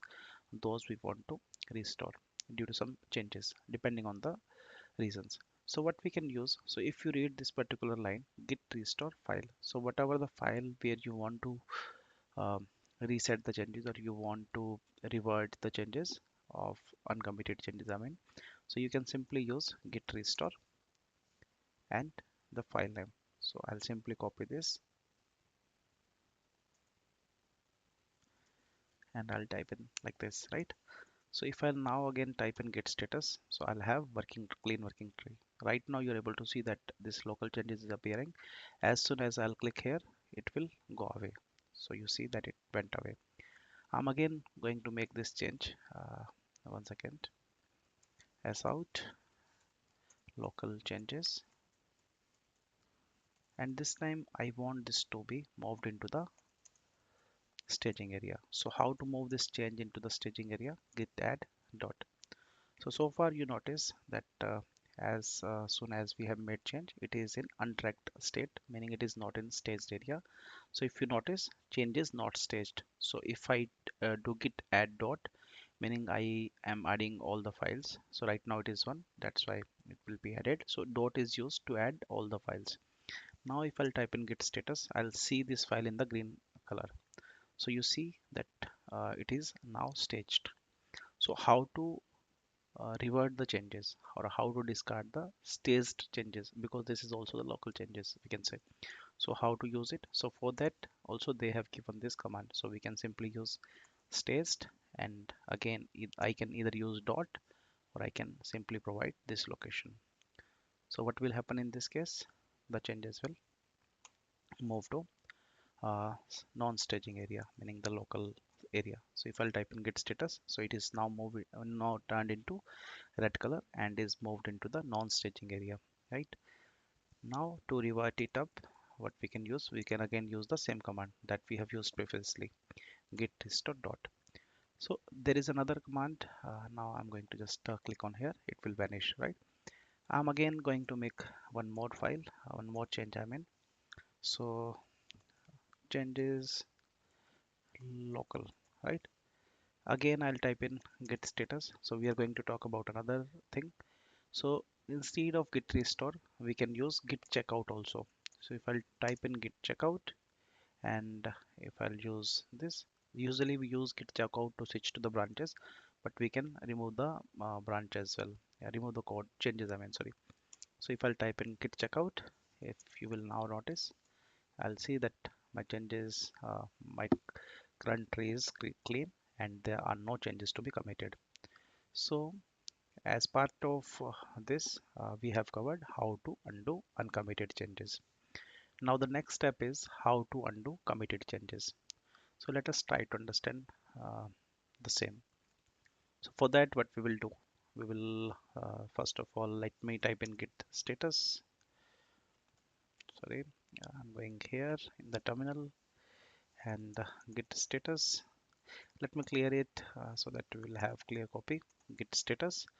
Now what we will do, we will simply use sout and changes committed changes one, right? Let me type the correct spelling. So I'll simply use git status now again to see that there is change. Now to add it into staging, I'll use git add dot. Then the next step is to commit it, right? Remember, we are not pushing it because we are going to revert the committed changes only. That to local commits. So I'm going to type in commit uh, committed code part one, right? Uh, so we have committed it. Second thing is I'm going to again type it in and git change stage 2. So if I'll type in git status, I'll again get the clean tree. Not clean tree because of this change. Let me revert it first.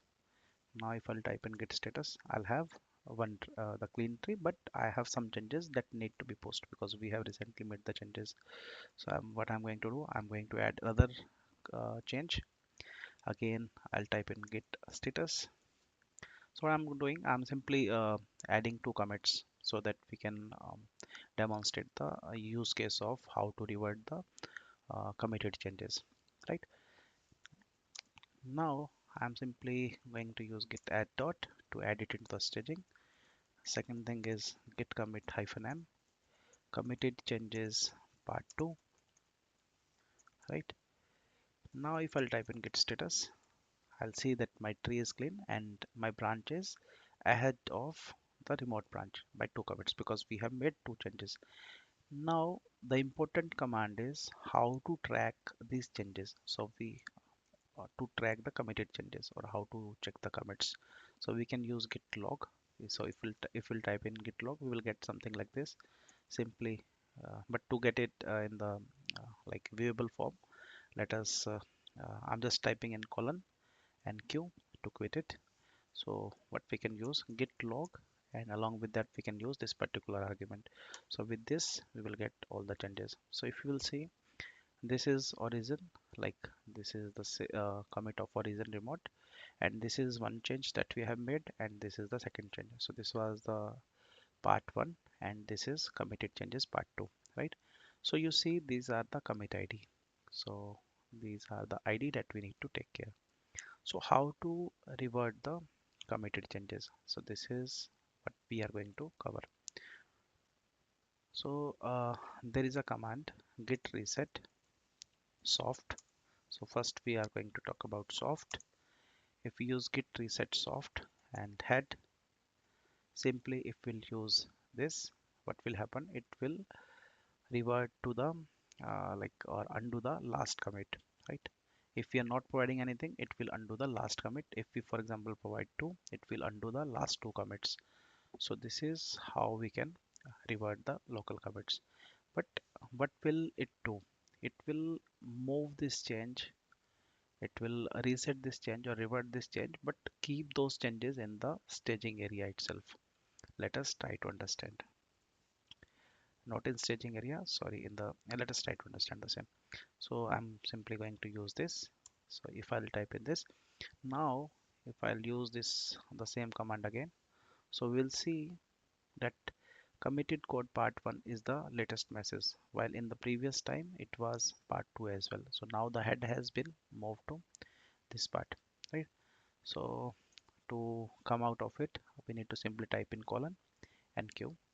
If we now again type in git status, so what will happen, the changes is in staging area. So when we use git soft, first of all git reset hyphen hyphen soft, head. This is to reset the head to the previous commit. If we don't provide any number, if we provide some number, then it will reset those many commits, right? Now, what we were saying, so when we use git reset soft, it move these changes into the staging area only. It keep this in the staging area. So for example, now if you want to revert it, so you will have to simply use git restore hyphen hyphen staged, then dot. Again, we will use git restore, which we have already covered. And now if we will type in git status, now this we see that we have only one commit. So to we have already shown that, right? So this is how we can revert the changes using the git reset hyphen hyphen soft. So this is the first command that we have covered. So we can use another command as well, which is similar to this git reset. I'm just telling you. So we can either use git reset hyphen hyphen soft head, this particular icon, or we can use this tilde sign. Both are same. So we can use these two commands interchangeably. So the second command is git reset hyphen hyphen hard and commit id. So let us try to understand what is hard. So git status. Now again, uh, I'm again going to open terminal. I'll simply type in git status, and to check the logs of commits, one line hyphen hyphen one line, right?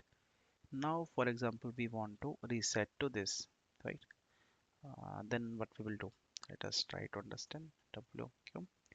So git reset this particular id, but we need to provide hard as well.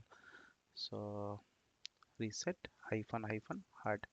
So in this case, what happens, it move this into the um, like it will move this into non-staging area. So let us see, even in not even in the non-staging area, what will it do, it will move the head to a different this particular commit, the one which we have provided. So we have provided this. So it the hard, what it will do, it will even remove the changes as well. It won't give you chance to update the changes. So if I'll type in git status, so we won't see the file anymore, right? So this is the difference between soft and hard. Soft will git reset soft will revert your changes, but it will give you an option to still make the changes and commit it back. But git reset hard, what it does, it doesn't give you a chance to like make the changes in the reverted code. So this is how we can use git reset hard. So if you will use git reset hard, it will remove the files as well, right? And it will reset, the head will be moved to the previous commit, the commit that we have provided. So let us track that as well. Now if we'll see that now the head is on this particular commit, right? So this is what we have done, right? So it is now pointing to this, and we don't have any changes anymore, right? Now the next thing is how to revert the remote changes, meaning the changes which are pushed, right? So for that, let us simply clean the tree. So we have clean tree. Now let us go to the code, and if I for example go here 49 commits, and we have this particular same commit id, right? Update dashboard. So how to revert this? So for that, we have this git revert commit id and no edit, git revert. But this revert, so actually to revert something on the remote, we will have to again commit it, right? So git revert the commit id. So what was the commit id? So let us say this one, and hyphen hyphen no edit. Why this is hyphen hyphen no edit? If we want to use this hyphen hyphen no edit, we will get into the VM editor, and to come out of that, we will have to provide colon and q to quit, right? But hyphen hyphen no edit means we don't want to provide make any changes in the message, right? So if I'll simply use git revert hyphen hyphen no edit, so what will happen? It has reverted. Now if I'll type in git status, I'll see that your branch is ahead of this, right? Uh, so we have reverted this change. If, for example, we want to, because we have reverted this change. So now to revert this change or to make it applicable on the remote, what we will have to do. But for that, we will have to see because of this particular code, what was the change. So let us see first. So user 2 changes part 2. So this was the change, right? User 2 changes part 2. Let us simply copy it, right? Now what we are going to do, if we will simply push git push, what will it do? Let us try to understand. It will create another commit, but this change would be removed. So let us refresh it. So when we will remove this, because we were on that commit actually. So if I, for example, now, because this is the latest commit, so if I'll open this commit, so what will happen? It has reverted the previous change, the commits of previous change, right? So this is how we can revert the changes on the remote repository as well. So in order to revert the changes onto the remote repository, we will have to again create a new commit. So this is how we can revert our changes. So let us quickly recap. So what we have covered in this particular video. So we covered how to undo the changes in committed files as well as in uncommitted files. Then we discussed about how to undo the uncommitted changes using git restore, git restore hyphen hyphen staged, and using the git checkout as well to reset the file where we have made the changes. Then we discussed about how to undo the committed changes which are locally available, meaning which are not yet pushed to the remote branch. So for that purpose, we can use git reset, and in that also we can use two commands: git reset hyphen hyphen soft head, and if we provide any name, for example 234, after this tilde icon, it will revert the head will point to the that particular commit, meaning if we provide 3, it will reset, the head will reset to the 3 commit back, right? So this is how we can use git reset hyphen hyphen soft. So hyphen hyphen soft will give you chance to still make the changes, so it will remove the file uh, or revert the file and still give you the chance to make the changes, while git reset hard, it won't give you the chance to make the changes in a file, because as soon as we will use this git reset hyphen hyphen hard and the commit id, the head will start pointing to the particular commit id which we have pointed, which we have provided, I mean, and then what will happen, it won't even show the discarded files, right? So we won't have any option to see the changes that we have made from the previous commits, right? From the latest commits, I mean, right? Then we discussed about how to revert the changes on the remote repository. So this is what we have used. So we used git revert, the commit id on which we want to revert, the one which we want to revert, and we need to use hyphen hyphen no edit in order to avoid getting into the BM editor, because that is of no use. Okay, so this is what I wanted to cover as part of how to undo the changes in Git. Thank you for watching. So while dealing with Git, we usually come across a scenario, or we usually deal with multiple branches, right? So when we deal with multiple branches, as a result of it, we come across a situation where we need to collaborate, or we need to sync the changes of two branches, right? So let us try to understand the scenario. One, so for example, we have main branch which is having commit IDs 1 and 2, and on this very moment, what happened?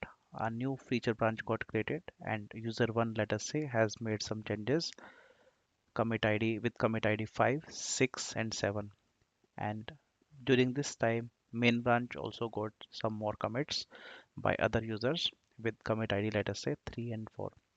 Now in order to like get these changes or sync the main branch changes into feature branch, what we have to do, we have to use some commands. So there are two commands in Git, that is git merge and git rebase, which can be used to sync the changes of two branches. So in today's lecture, we are going to talk about git merge, and in the later section, we'll be discussing about git uh, rebase as well. And this is very widely asked question as well. People are generally confused between where to use git merge and where to use git rebase. We will try to clarify this level of information so that you won't have challenges using git merge and git rebase. So let us try to understand this scenario. So we are using the very same diagram which we just discussed as a use case. So we have main branch which is having commit IDs 1, 2, and likewise we have someone has made changes in the main branch itself with commit IDs 3 and 4. And during the commit ID 2, new branch got created with the feature branch got created, and changes were made with commit IDs 5, 6, and 7 respectively. So when we perform merge, what happens as a result of it? So for example, when we want to merge the changes of main branch into feature branch, so what happens? It creates another commit ID, which is known as a merge commit. So as a result of this merge commit, what will happen? The feature branch will have 5, 6, and 7, as well as commit IDs 3 and 4, which will also start appearing in the history. But this is because of this commit ID, and this commit ID is getting generated because of the merge command that will perform. So let us try to understand the same from the diagram, from the demonstration point of view. So we have main branch as discussed. So from this main branch, what I'm going to do, I'm going to create one branch feature merge, right? Uh, when we create a branch, we generally switch to this branch. So what I'm going to do, I'm just coming back to the main branch. So as per the diagram, let us go as per the diagram. So as per the diagram, what we are supposed to do, we are supposed to make some changes in the main branch. So what I'm doing, I'm let us say making some changes in the main branch because we are right now on the main branch. So let us say s out and changes and one second, changes in main branch 1, and to track these changes, let us see git status. To add these changes, we generally use git add dot, and to commit this locally, what we need to do, we need to pass in main changes 1. This is the commit message that we want to track with, right? So we have added this change. Likewise, what I'm going to do, I'm going to add another commit as well. So I have made another change, and what I will do, I'll simply again use git add dot git commit, or I can simply go there git commit hyphen m, and now I have changed the message to main changes 2, right? Now this is what we have followed so far, right? And what I want you to track, because we have made these commits, so I want you to just track it. So how to track these commits? So we can use git log hyphen hyphen one line. So one line is to get the only commit ID and respective messages. If we want to use this one line, we will get a lot more of information related to commits. Okay, so you see that this particular branch has these changes. So what I'm going to do, I'm simply going to copy this and keep it here, right? So this is the changes of main branch, and now what I'm going to do, I'm now will be switching to feature branch, which we have created because this was created before the changes, right? So as per the diagram, we were supposed to create before the changes, right? So we made these changes after creation of this branch. So this branch does not have these changes. So what will happen? So what I'm going to do, I'm going to now make the changes in the feature branch. So I'm going to the different file this time, okay? And I'm going this, I'm simply going here, and I'll type in s out feature changes 1. This is the message that I'm going to type in, and when I will type in git status this time, it will say that I have this change. I'll add this change, and then I'll commit this change. In case you are not aware about the commands, We have already covered a video on this. I'll be sharing the link of same in the I icon. You can take a look from that. Uh, Feature changes one. This is the commit message that I have provided. Now what I'm going to do, I'm going to make another change. So I have copied it and paste it. So it will also lead to have one more change which we can track using git status. So when I'll type in git status, so it says that this particular file got modified, and I'll simply use the same commands again, git add dot and git commit hyphen m and the feature changes too. Now to track these changes in this feature branch, I'll again use git log hyphen hyphen one line. So now you see that I have this commit IDs. So we will, I am noting this down because we want to track it after the merge, right? Now what will happen? So I just want to come out of it. So now when we will see, because we have seen that these are the changes.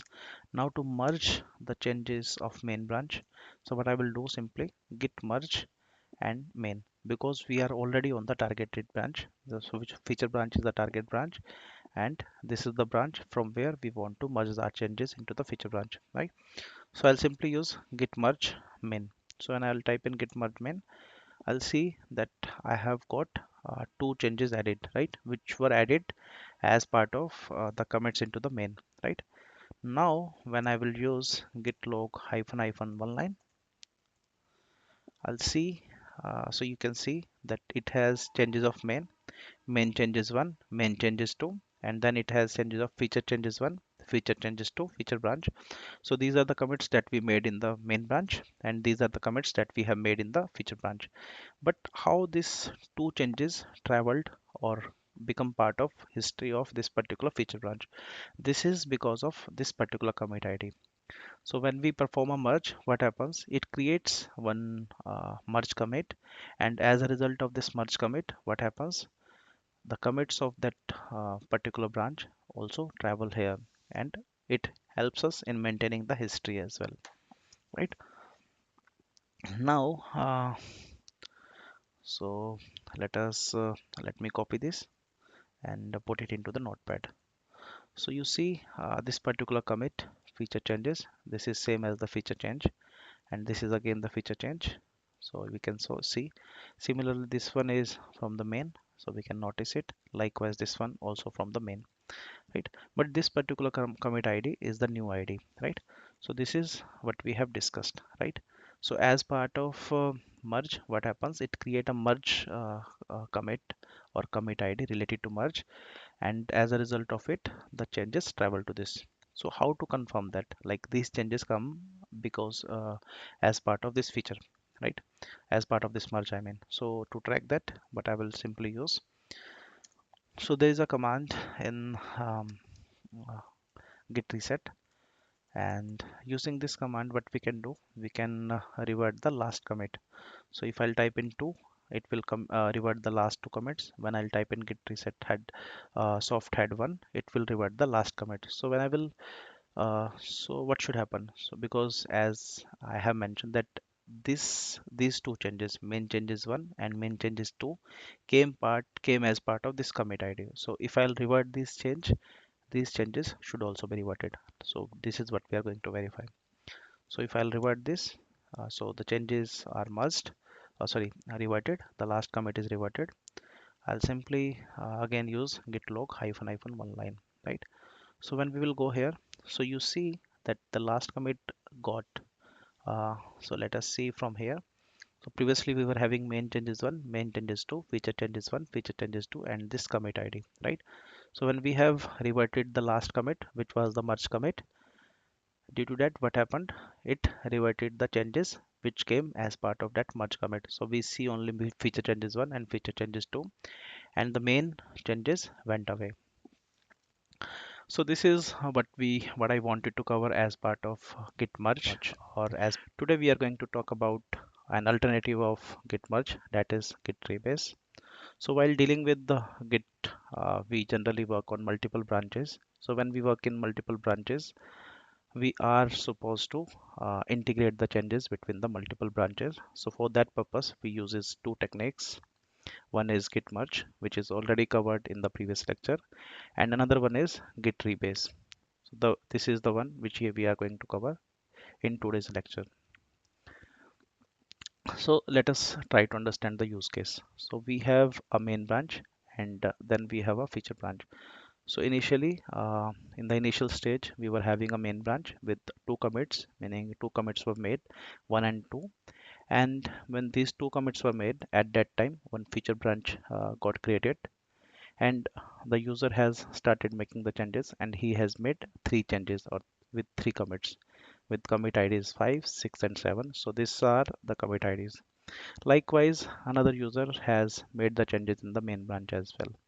Now this main branch and the feature branch are diverged, meaning this main branch has some different commits and this feature branch has some different commits. Now we need to integrate them. So how we can do it?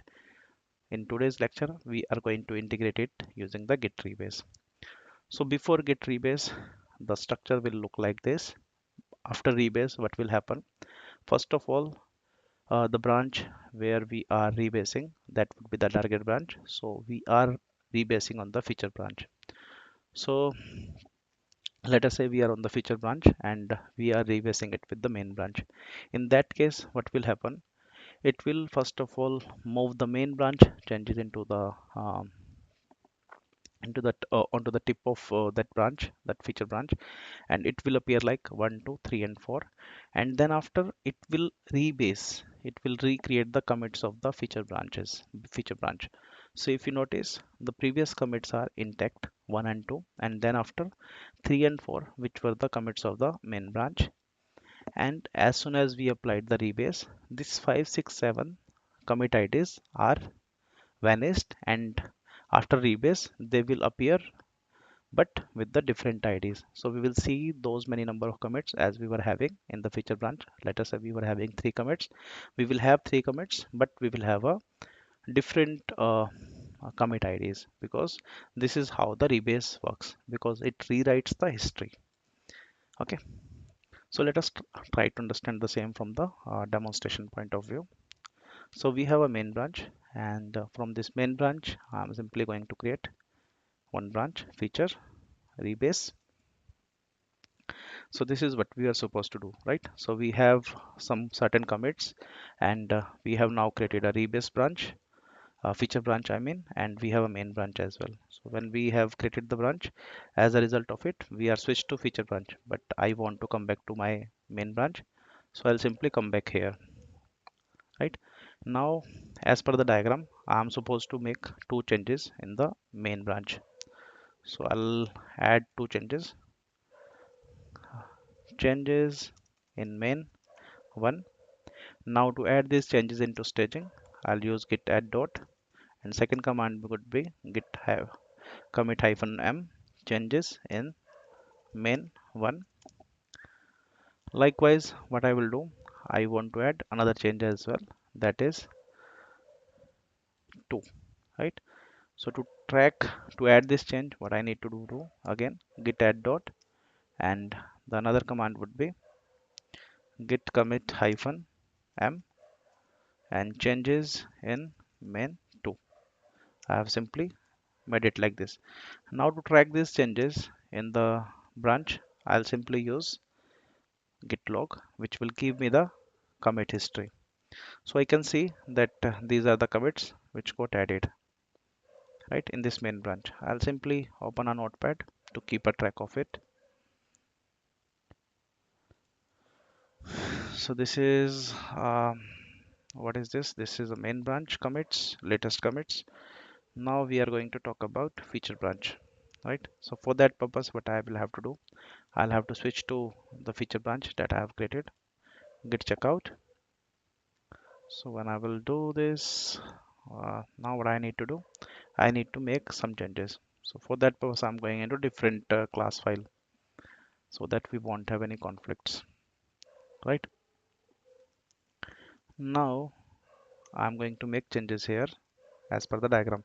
So as per the diagram, what what are the changes that we need to make. So we have made changes in the main branch 3 and 4, 2 commits I have added. Now I'll add 3 more commits into the feature branch. So this is what we are going to do. So we have added feature change 1 git add dot git commit hyphen m feature change 1. And secondly, what I'm going to do, I'm simply going to copy this and add another line of code to make second commit. I'll simply replace it with 2 git add dot and then git commit hyphen m. This time I'll make it like 2. I'll now make the third change to add the third commit as per the diagram. Git add dot git commit hyphen m, and I'll simply use this one. Now to track these changes, I'll use git log one line. So I can see that I have made 3 changes, right? And we can notice we don't have any changes of main so far, right? And what I'm going to do now, I'm going to copy paste these changes. So as per the diagram, we have replicated the scenario. Now the next step is rebase. So the target branch in this case is feature branch. So we are already onto the feature branch. So how to rebase? I'll simply use git rebase, and this is the main branch. So as soon as we will rebase, we will see that it is successfully rebased. But now how to check, like this is the structure that will appear. So for that purpose, what we will do, we will again use the same command git log hyphen one line.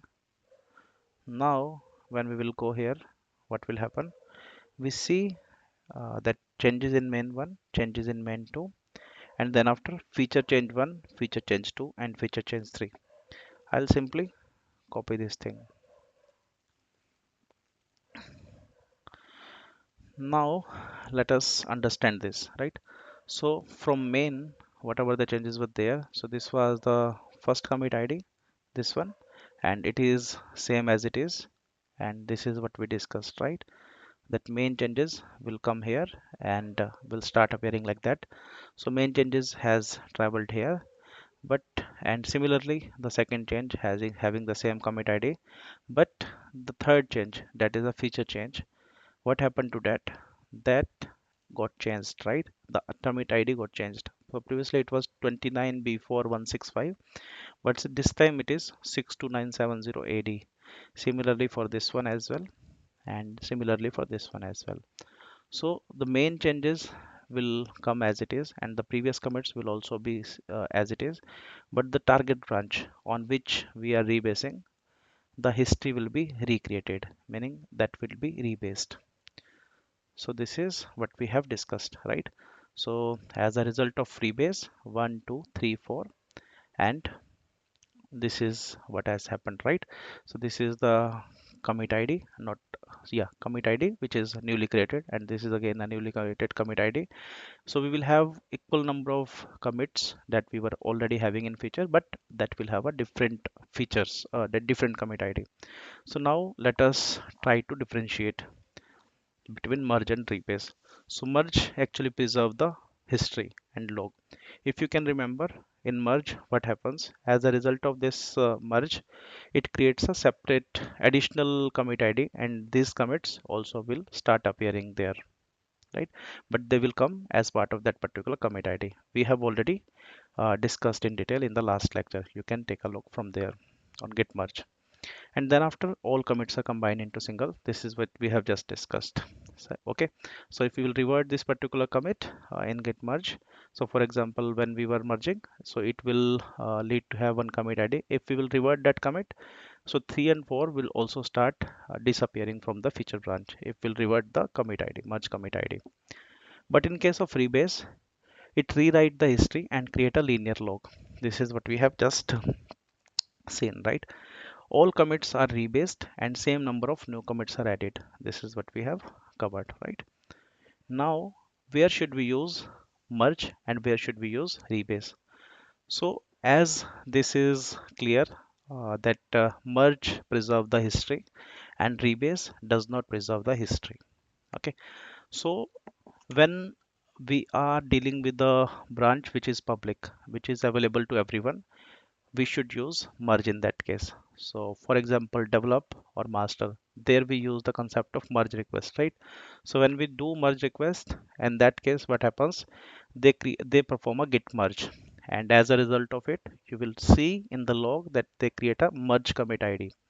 Okay, so in those cases wherever there is a public branch which is accessible to everyone, there we should use merge. But the branches which are private to you, we can use rebase. So for example, feature branches, so we have master branch, we have let us say develop branch which is also cut out of master, and from this develop we generally cut out a feature branch. So when we are dealing with the feature branch and develop has got some changes from other users, so in that case we can like rebase the feature branch with the develop. But so in that case what will happen, the feature branch commits will be rewritten, right? They will be rebased, so that would not have impact on the develop branch. But if we will try to do it in the reverse fashion, meaning if we will try to rebase the feature branch with the develop branch, what will it do? It will rewrite the commits of develop branch. So what will happen in that case, because all the users, those who are already using the develop branch, they will have the previous commits, and now because of this rebase, this develop will have new commits, and as a result of it, all other users, those who are using develop, they will start getting some conflicts. So rebase should not be used on the branches which are like public, and merge should be used only on the public branches, public as well as private, but rebase strictly should be used on the private branches. So this is what I wanted to cover as part of current video. In case you need further more clarity on git merge and rebase, um, I'll be more than happy to help you out. So I would request you to please like, share and subscribe my channel. Thank you for watching. Bye.